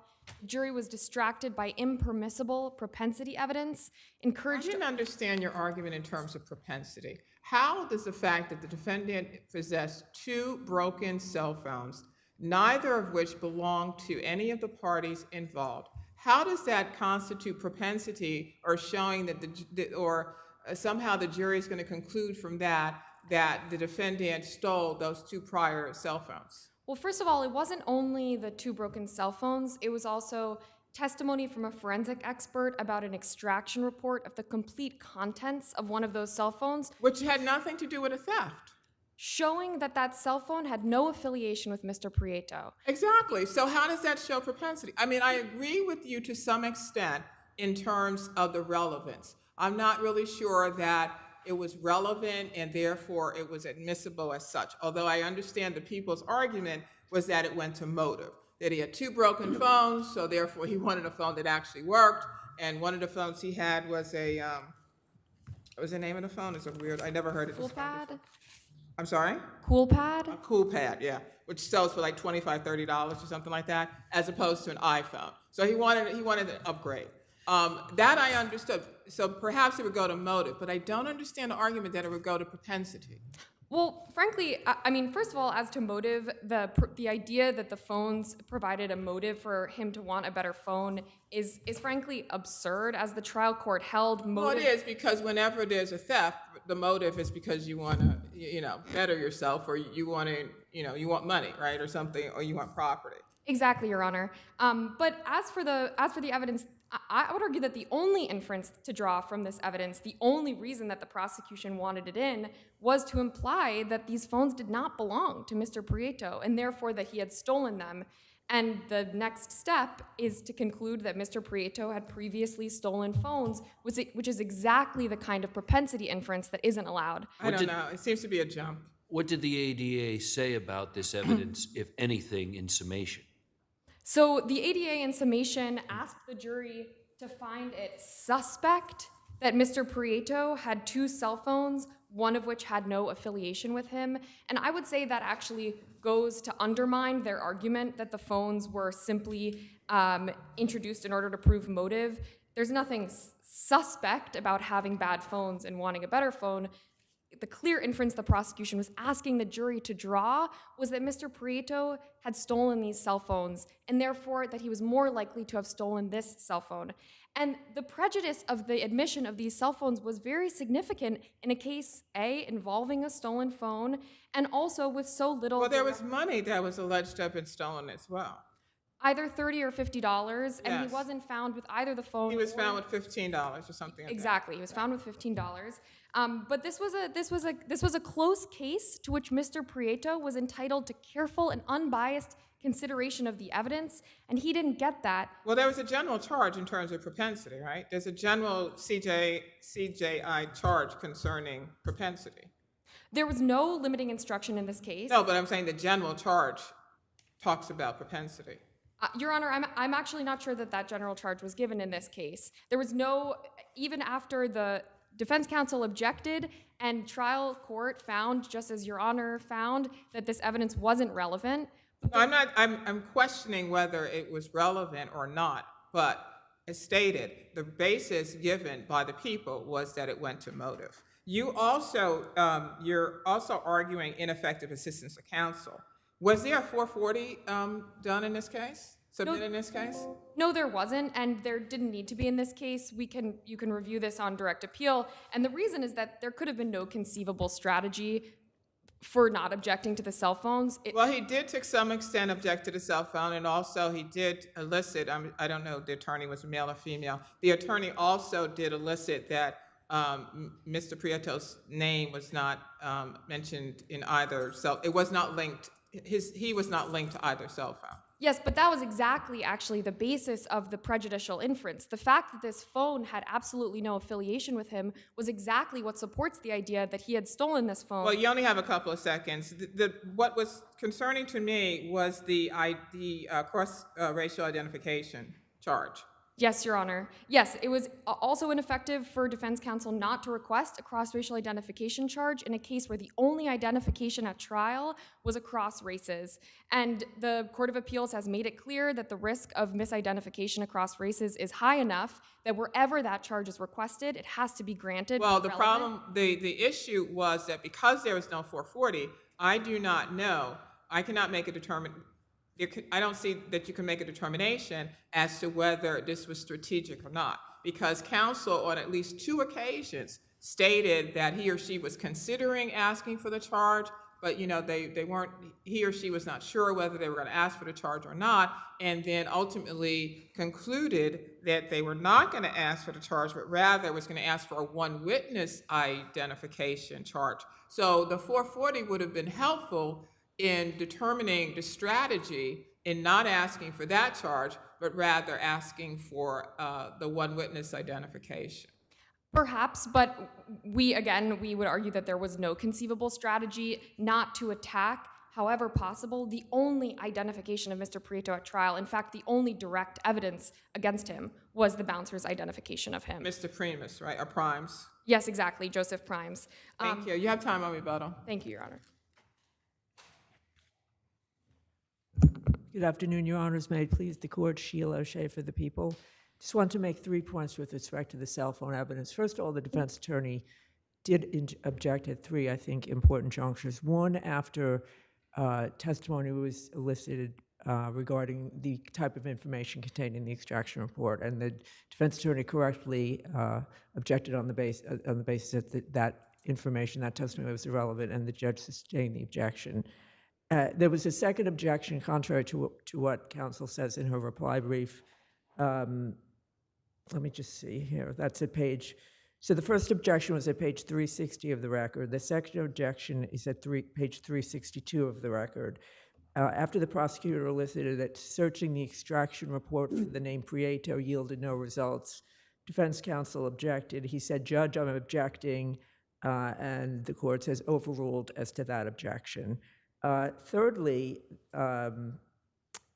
there's a third objection during the prosecutor's summation during the segment we were speaking about earlier, when the prosecutor said that the defendant had a motive to steal a phone other than the one he possessed, not that he had stolen either. Oh, excuse me, I beg your pardon, I'm misreading. The prosecutor mentioned that there was zero results that the name William Prietto appeared in the phone. It's not a crime to have a blank phone, but this is further evidence that the defendant had a motive to steal another phone. And the defense attorney did object at that juncture.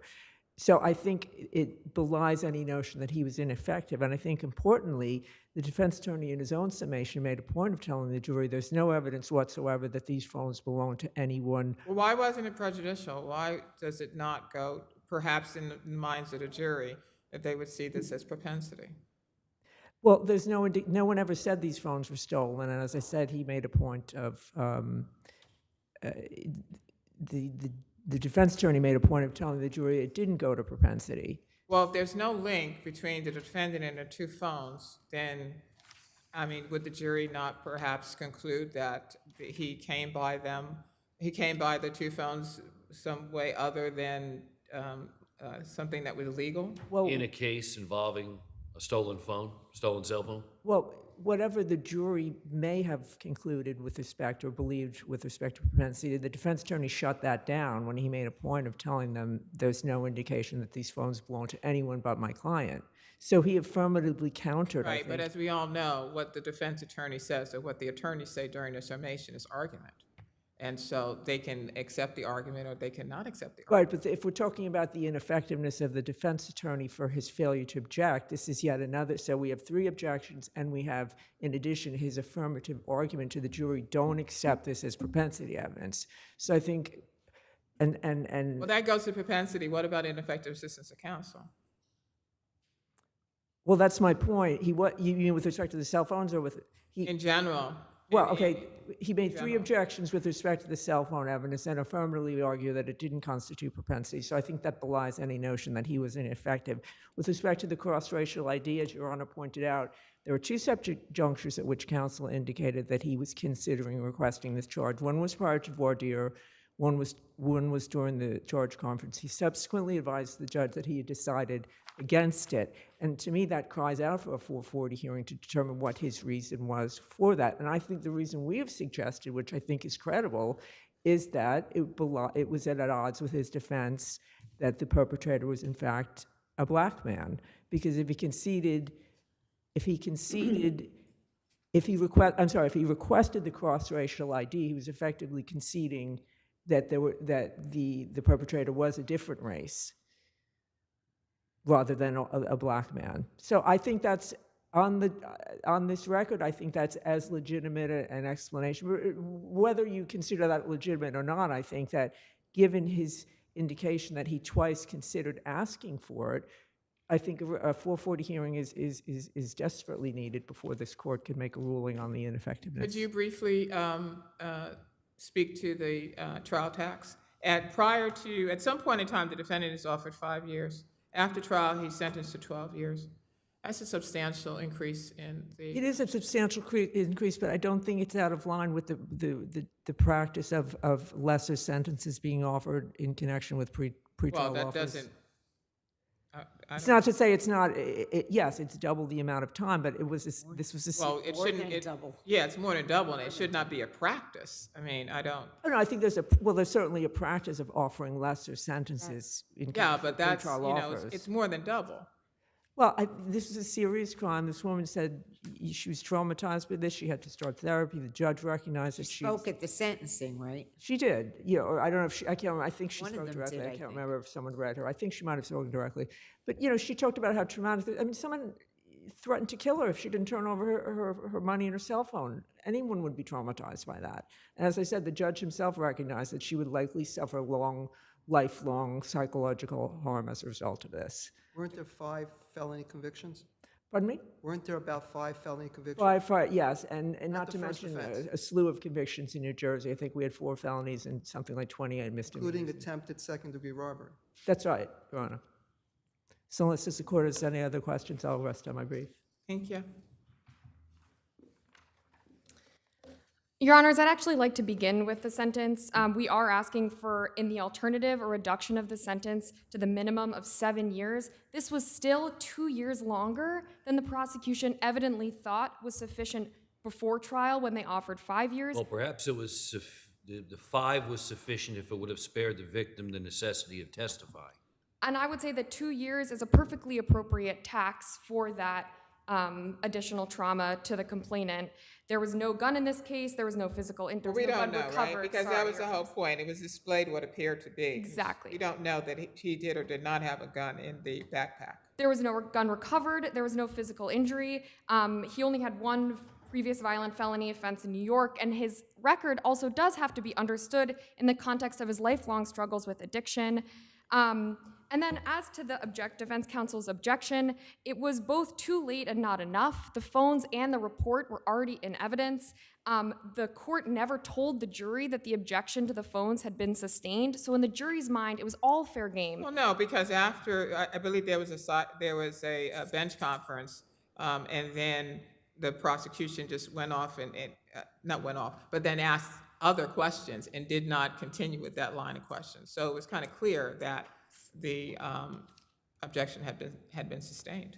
Well, no, Your Honor, because the evidence was never struck, which would have been the appropriate remedy. And also, even after the objection was sustained, counsel or the prosecutor elicited perhaps the most damaging piece of testimony, which was that a search of the phone for Mr. Prietto's first name yielded no results. Well, I agree with you, and I think Judge Weber indicated this as well, that I think you have a pretty strong argument, at least as to the relevance, but then the next question about whether any probative force was outweighed by the potential prejudicial effect. Unfortunately, we're not doing that first layer of review because there was no objection on that ground. We're doing the ineffective assistance. And so maybe wouldn't your ineffective assistance argument be stronger on a 440 if you can show that there was no strategic reason for the failure to request the cross-racial identification, and then couple that with the failure to object to the cell phone evidence on prejudicial grounds? Wouldn't that give you a stronger ineffective assistance? Something to think about. Thank you very much. Thank you, Your Honor. Globe Storage versus Council Financial.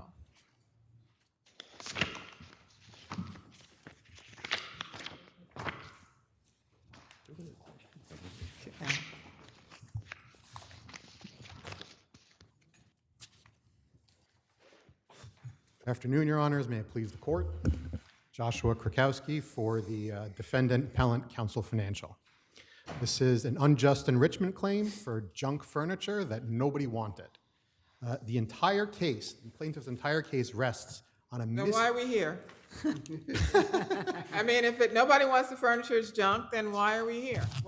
Well, look, at the outset, the case is based on a mischaracterization of a bankruptcy court order, and it's mischaracterized by my colleague in a way saying that the bankruptcy court order ordered the turnover of these furniture, this law firm furniture. And I just want to focus on the language of the bankruptcy court order, which is on the record, page 48. It says, within 10 business days, 2 weeks of today, the effective date, the Chapter 11 trustee shall instruct Globe Moving, the plaintiff, to provide CFII, that's me, Council Financial, with access to the storage facility to permit Council Financial to remove and take possession of the assets. Now, this is not an order granting us possession. The bankruptcy court, the bankruptcy judge knows how to give an order granting possession. This isn't it. This is not turnover. This is giving us access. Well, I mean, how could he grant you possession if they're in a storage unit controlled by somebody else? Right. So what he did was he granted you the right to go there and take an inventory, I think is what the bankruptcy judge wanted you to do, take an inventory and then tell them what you were going to do. And shouldn't you have done something? Well, I mean, maybe, but we didn't ask Globe Storage to store anything. This is an order, as you said, it says you can go in there within 10 days, you can go in there and find what you want. And the order says that Counsel, how do you deal with the fact that someone from your company sent Global an email some time later saying, we have acquired a storage unit? It seems to me that suggests that someone in your company thought that you had acquired the storage unit, well, no, as opposed to just an opportunity to go to it. I mean, how do you deal with those two emails, actually? right. No, So the bankruptcy order was entered in January of 2021. And the first time the Globe came to us was in January of 2022. And that's in the record. That at some point after that, you sent them the email saying, we acquired a storage unit, let us, give us more information. No, the email that you're referring to is an accounts receivable person who is responding to a voicemail saying, hey, I'm calling you back about some storage unit you say we required. That's what the email was. And it was a year and a half afterward. They didn't even contact us until a year after they're storing this material to tell us that they were. And going back to the bankruptcy court order, it says that the Chapter 11 trustee has to tell Globe Storage to give us access. There's no allegation that happened. None of this happened. Nobody, and they admit, nobody went to the storage facility. Nobody did anything. So I think it was, the email was a little more than that. I think it was that we have acquired the storage unit and how to dispose of the contents of the storage. It was more than just a off-the-cuff email. It actually talked about disposing of the storage, the contents of the storage unit, which means that you would take possession. And that's what the bankruptcy court permitted. Well, again, I don't think the bankruptcy court ordered possession. It ordered access with the option. Access, correct, with the option. But it looks like you're taking, you said two things. You said that you have acquired the unit and you want to know how to dispose of the contents of the storage unit. So that's on the record, page 54, and what it says. Look at page 107 and 108. 107? Talking about a different one? Is there another email? Okay. Okay, yeah, it's the same email. Okay, so page 107, this is from Tanya Wiltsey saying, responding to a voicemail. She's responding to a voicemail that was sent to her saying, hey, you guys acquired a storage unit, you have to pay. And that voicemail was sent to her 6 months. Globe Financial first went to our general counsel and said, hey, are you going to pay this? We said no. They went to someone else. We said no. This is the third person they went to down the chain. Is the language dispose of the contents of storage unit in the email? You know, it's so small. Frankly, let me see if it's on 50. I thought it was in there, but I have to go look. I don't have it in front of me. In regards to a storage unit we have acquired. And before I finish, the one other point I wanted to make is... And it doesn't say anything about responding to a voicemail. It says that she's following up on a phone call she made. But there's nothing about responding to an email. It's an affirmative reaching out by your company to find out about this storage unit. No, it's not. It says, I left a message last week for Mr. Fleischer. Right, the message. He didn't. This is a year and a half later after several people above her in Counsel Financial said, this is not our responsibility. And one really important point I think the judge got wrong below is that he said that unjust enrichment only requires that we receive some benefit. That's not true. It's absolutely requirement to assert a claim for unjust enrichment that they do something at our behest. And this was a case that we cited on our reply that was actually from 2017, Douglas Elliman versus East Coast Realtors, where Justice Gesmer was the presiding justice and Justice Weber was also on the panel, where it said the exact same thing, that there can be no unjust enrichment unless you do something at the behest of the defendant. And there's nothing in here about anything that we did. It was only the bankruptcy court order, that's it. That's not at our behest. That the bankruptcy court order, maybe they want to say there's Thank you. Your violation. time on rebuttal.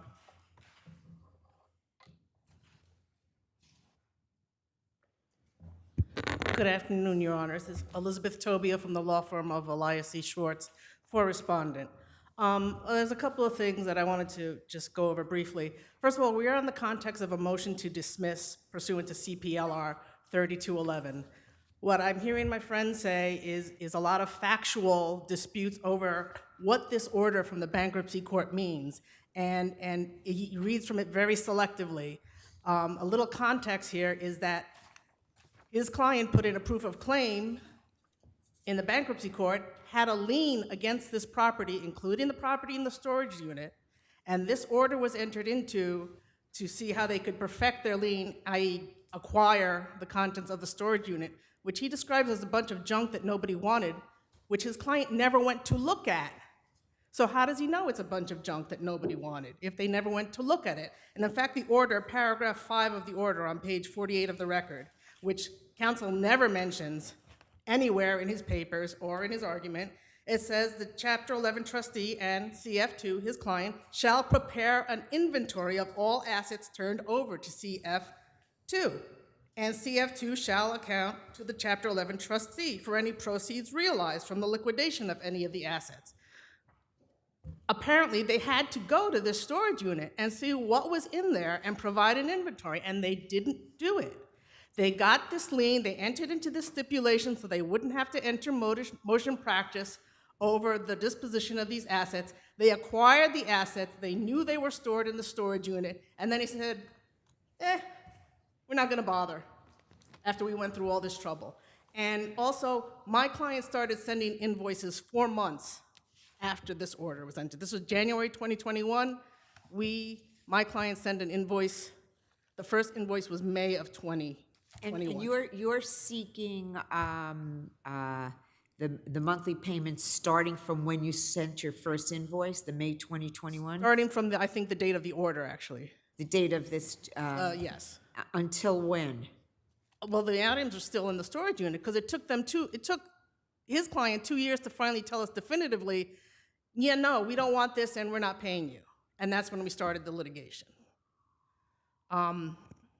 So, to pretend that they didn't know this stuff was in the storage unit, that the stuff that they went through all this trouble to get possession of, that they knew was in a storage unit, and then decide that they weren't going to do anything that the bankruptcy court order instructed them to do, that was the purpose of this stipulation and order, the so-ordered stipulation, is just, it's not right. And that's why we started this litigation. We have this stuff that they went through a lot of trouble to get possession of because it secured their lien, and they did nothing with it. And that's the whole, that is the reason why we're here. And we are on a CPLR 3211 motion to dismiss. We're not on a motion for summary judgment.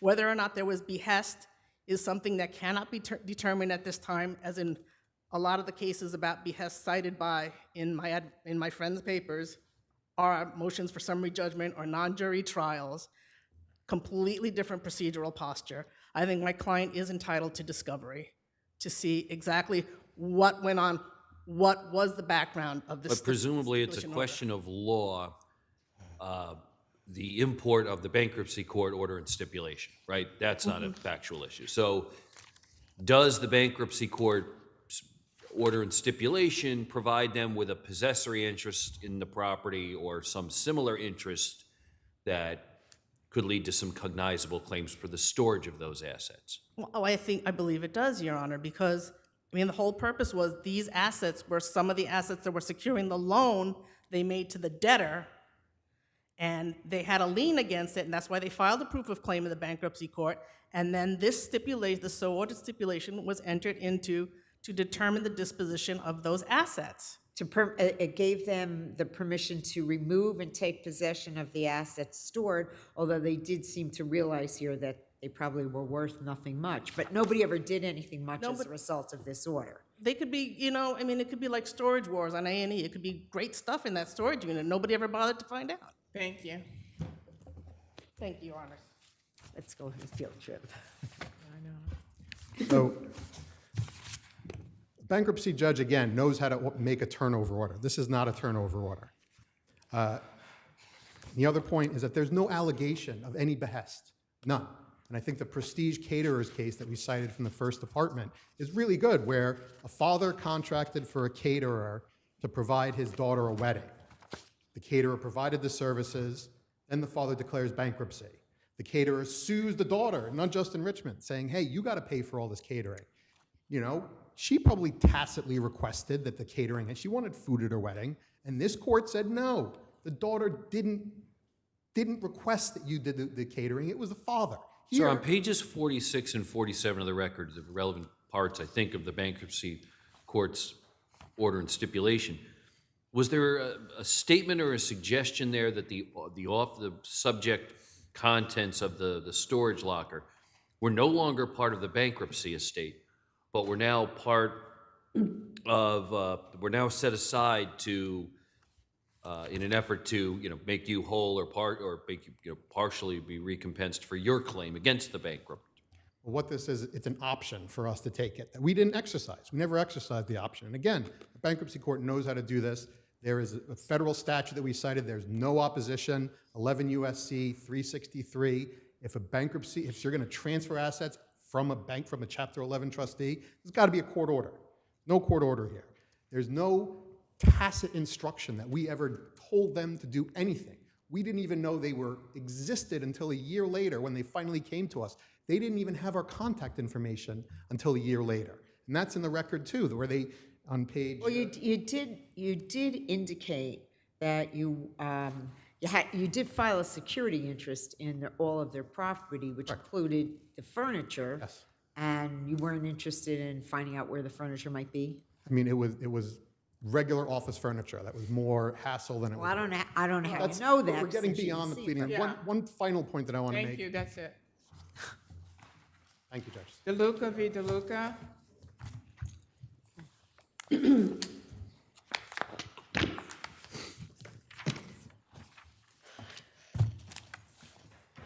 So, counsel, you were running late. I had given the petitioner 5 minutes, so you have 5 minutes as well. You were running late. Yeah, yeah, you're welcome. I would have reserved 2 minutes for rebuttal. But you didn't. We're only dealing. We are running late. Wait, one second, please. We are all. Please keep in mind we're only dealing with 2025-008142, and that is the disqualification, I think. Right? That's correct. Good afternoon. I'm Robert G. Smith. I represent the appellant. Robert G. Smith. Who has been denied his selection of counsel. And there is not an adequate basis in the record for that to have occurred. So Justice Kessler has a questions question. about the pleadings and your affirmations. I'm sorry, Judge Kessler. I have some questions for you. Yes. It seems to me that of the events that you describe in your 8 affirmations, there are only 2 which you personally observed, which were the incidents on August 2024 when you claimed that you saw the wife in an intoxicated state, and the incident in October 11th, 2024, when you claimed the wife allegedly harassed and menaced you. Do you agree that those are the only 2 incidents of which you have personal knowledge? Yes, and actually it's only 1. We're only talking about October 11, 2024. There is a statement in the brief that, I'm sorry. Okay, thank you. So you're claiming that you didn't see the incident where she was allegedly intoxicated? I'm just trying. No. Okay. I'm not in a position to offer any testimony as to. Okay, I'm trying to understand the record, Yes. Mr. Smith. Yes. So as to the incident on October 11th with regard to the wife harassing you and menacing you, is it your position that your testimony about that would be necessary in any part of the financial trial of this divorce action? Absolutely not. So I just want to. I'm not seeking that. But I just want to follow up. Excuse me. One second. I thought that on October 11, 2024, I thought that you stated that you witnessed the wife destroying the husband's property. That's it, correct? I did.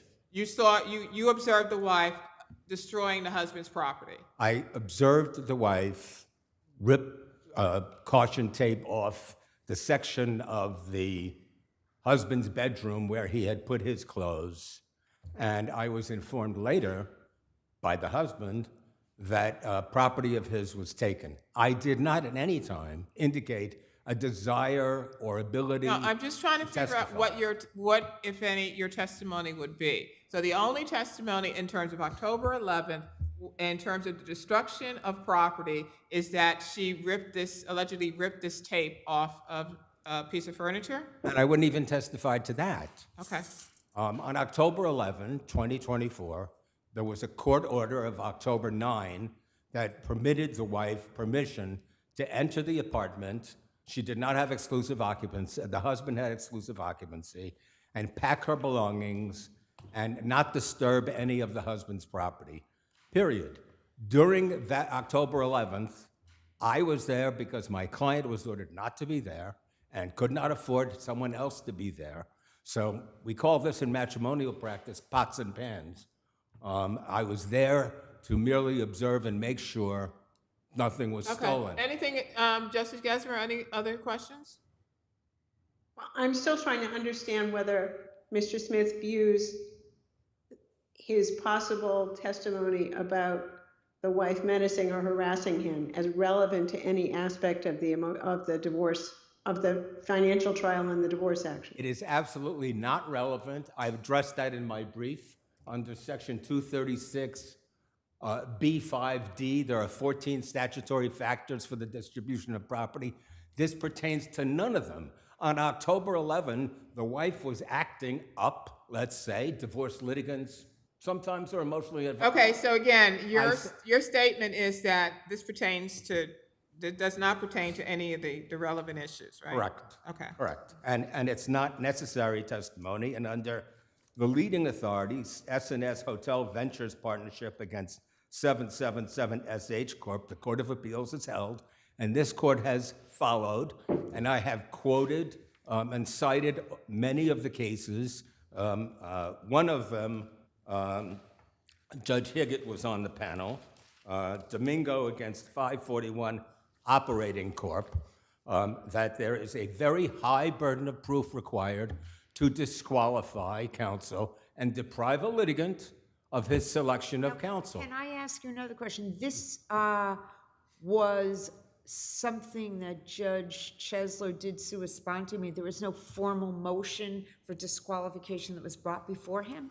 That's correct. I did not make a motion for permission to testify. What happened on October 11th? They did not make, your colleagues did not make a motion to disqualify you. This was just something that the judge decided at a conference because he heard what happened or something? Is that it? I made a motion based upon the desire or strategic intention to obtain impeachment material, because the wife claimed on October 11th. What was the motion that you made? I'm sorry? What was the motion that you made? I made a motion to prevent the spoliation of evidence and for the production of, she claimed that she was recording everything that's going on here today. And I said, fine, I want that information. I did not request permission to testify. In that motion or in the argument of that motion, did you also state that you had been present during these various incidents? That's the basis of the motion that I made. Okay. Justice Hagler? 1 second, I Justice just have Hagler. one simple question. I was a little confused at your statement with regard to October 11, 2024. You mentioned that you saw that the wife had taken your client's bedroom tape off. Did you see anything more than that, such as the wife stealing or smearing dog feces or taking any of the husband's belongings? I did not witness that. What happened on October 11th? You did not witness that. Okay, I thank you. sent a That's it. That's it. Thank all I you. wanted to You have know. time on rebuttal. Thank you. Good afternoon, Evan Wiedeker for the respondent. If I may please begin. October 11th, wife, with the permission of the court, appears at the marital residence to secure her personal property that she had been chasing for a number of years. Counsel, I have a question. So, given that Mr. Smith has agreed that the only element of what he put in his affirmations that he actually saw on October 11th or observed was that the wife menaced and harassed him, does that have, and he believes that has no bearing on any financial issues in the divorce action. I can't imagine what relevance or certainly no necessity it would have with regard to any elements of the financial trial in the divorce action. Is it your view that his claim that your client menaced and harassed him is necessary in the financial trial of this matter? From the inception of this case, it has been about credibility of the parties. Each party has said the polar opposite. Each party has said... But Smith is not a party. I understand that, Your Honor, but in this particular instance, the premise of the affirmation submitted by Mr. Smith was that Ms. DeLuca is erratic, volatile, and willing to commit crimes upon an attorney who is present in her apartment. The only fact he stated in that were within his personal knowledge is that she menaced and harassed him. What you just said is the kind of embroidery that Mr. Smith tends to add to his affirmations. Well, Your Honor, But forgive me. it's not on his personal knowledge, right? Forgive me, Your Honor, but if I may refer to page 5 of the decision in order of the trial court, referencing Mr. Smith's quote, "I became a crime victim on October 11th, 2024. That's what he said. I became a crime victim based upon his interaction with the respondent. In the record, in the trial court's record, there is a representation by an attorney licensed in the state of New York that he was the victim of a crime by the respondent. The respondent will be calling Mr. Smith at the trial. The respondent will be undermining that representation made to the court because, as ridiculous as this may sound, that is the tenor of this entire case. For several years... And why would Judge admit that testimony on a financial trial? Because it has to go with the issue of counsel fees that have been expended. And quite frankly, I understand that it may not be direct, but there is not a doubt that what is going to occur is that the trial court is going to be called upon to make issues of fact, or determinations of fact, based upon assessment of credibility. And what the record now contains is a allegation by an attorney that the respondent committed a crime when permitted to enter her home to secure her property. But how would that come in at a trial? Oh. How is that representation going to come in at a trial? That's the problem, is that it is in the record, and the respondent will be calling Mr. Smith. And I just wanted to circle back. But how would it, it doesn't answer the question, is how would it be admissible? How would that be admissible? What would it be what would it be relevant to? It is relevant to the fact that there have been a myriad of allegations that have been raised from the inception of this case, which, by the way, Mr. Smith was not the first attorney, he was the second attorney, and his tenure on this matter is approximately less than half. And how does that go to the financials? I'm not how would it go to the financials? Well, because the court has determined in its decision and order that under 177 of the DRL, no issuance of a judgment of divorce will occur unless and until all financial issues are determined. The court made specific reference to the fact that this issue has to do with property which was alleged to have been stolen, damaged, vandalized. It will also go to the counsel fee argument that has been raised because the respondent has been forced to continually respond to claims raised against her that have no basis in fact, and that is what this is. But that's one statement in one affirmation, right? We're talking about... Well, Your Honor, forgive me, but one statement that the respondent committed criminal acts against an attorney. Again, I'm not sure if there is a trial on the financials, right? Presumably, we should trust I know I do, trust our colleagues below to base their determinations on the evidence that come out at the trial before them. So unless that statement is somehow brought into the trial, how does it impact the findings of fact that are going to occur after the trial? The respondent intends to bring that into the trial. The respondent intends to expose the style of litigation that has been imposed upon her since inception of this case. And if I just wanted to answer your first question, if I may, October 11th, the respondent goes to her home to get her property. Shortly thereafter, she brings an application before the trial court for contempt for the removal or secretion of various pieces of property that were left in the home. The day after that, the appellant, supported only by an affirmation of counsel, brings an application to preserve the recorded evidence and to avoid spoliation. Judge Chesler at the trial court level declined to sign it because in the conference he said, any issue preserving the recording? And the response to the request was, no issue whatsoever, Your Honor, will be preserved voluntarily. He then said, sua sponte, I have a concern with the various statements that have been made to this court by counsel for the appellant, which I don't understand how you do not see yourself as a witness in this proceeding going forward.